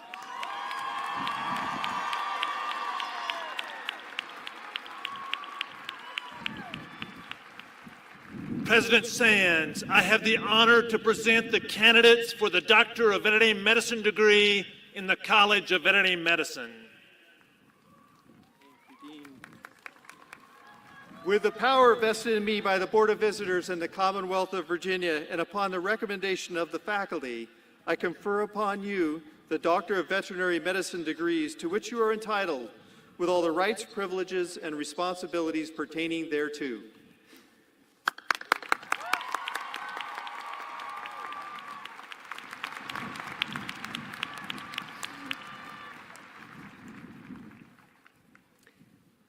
At this time, Dr. Amy Supernant, Dean of the Graduate School, will speak to the accomplishments of our graduate students. Good morning. On Wednesday, we held the Graduate School Commencement Ceremony in Blacksburg for 254 Doctor of Philosophy and Doctor of Education degrees and 30 interdisciplinary master's degrees.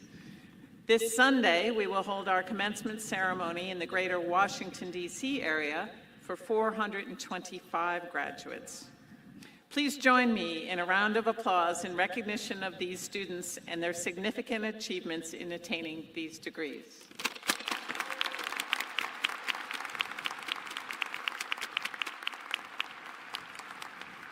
Thank you. I now have the opportunity to acknowledge our candidates for master's degrees. Will all the candidates for master's degrees please rise?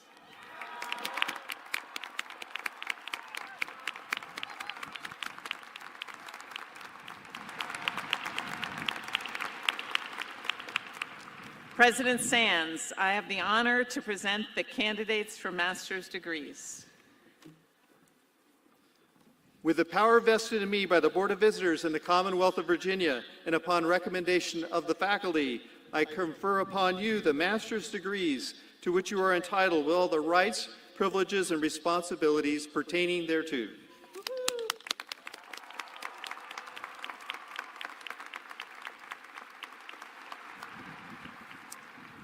Thank you, President Sands and Dean Supranant.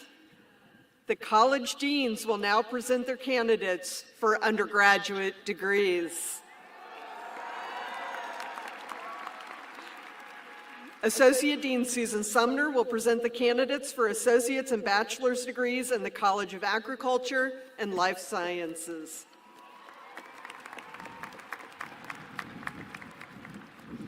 Will all the candidates for associate and bachelor's degrees in the College of Agriculture and Life Sciences please rise?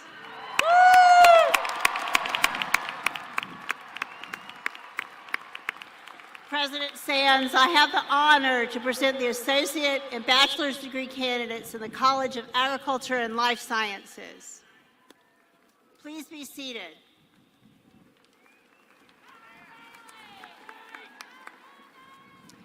Dean Lu Liu will present the candidates for bachelor's degrees in the College of Architecture, Arts, and Design.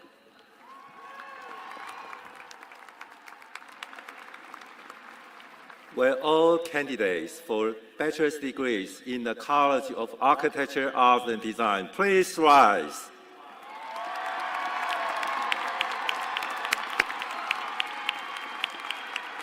President Sands, I have the honor to present the candidates for the bachelor's degrees in the College of Architecture, Arts, and Design.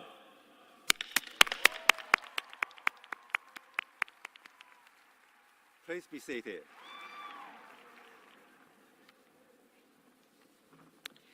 Dean Shawnee Sarker will present the candidates for bachelor's degrees in the Pamplin College of Business.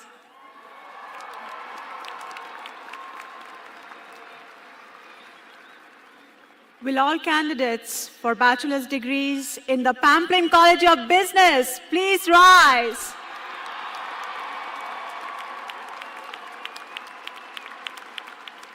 President Sands, I have the honor to present all candidates for bachelor's degrees in the Pamplin College of Business. Please be seated.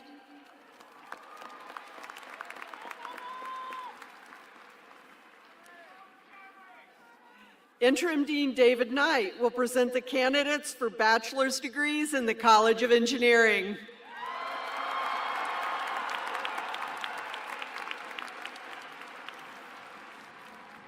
Will all candidates for bachelor's degrees in the College of Engineering please rise?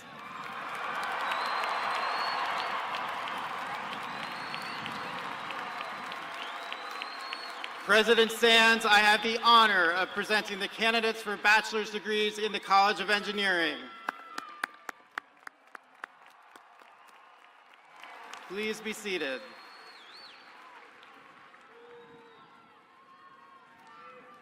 Dean Laura Belmonte will present the candidates for bachelor's degrees in the College of Liberal Arts and Human Sciences. Will all candidates in the college for bachelor's degrees in the College of Liberal Arts and Human Sciences please stand?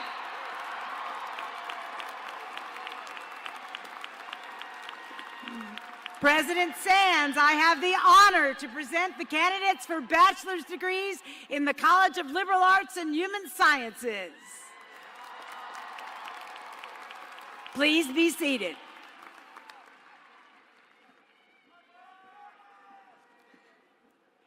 Dean Saskia Vandegevel will present the candidates for bachelor's degrees in the College of Natural Resources and Environment.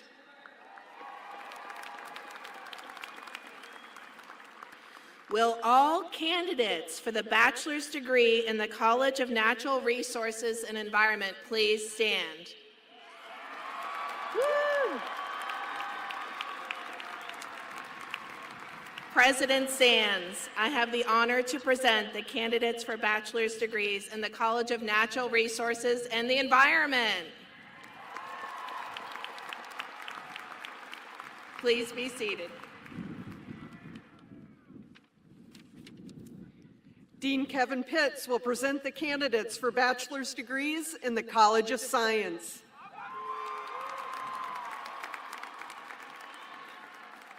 Will candidates for bachelor's degrees in the College of Science please stand?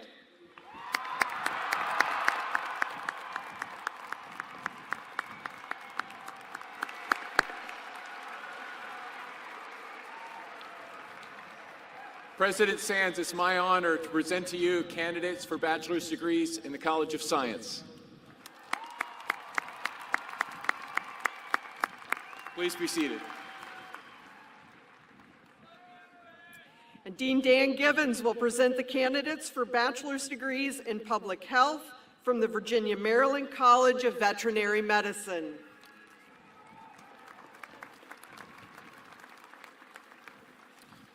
Will all candidates for bachelor's degrees in public health from Virginia-Maryland College of Veterinary Medicine please rise?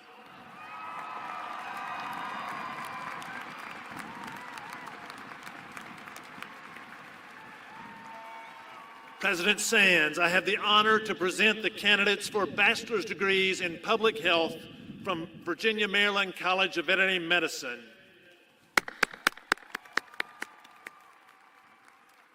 Please be seated. At this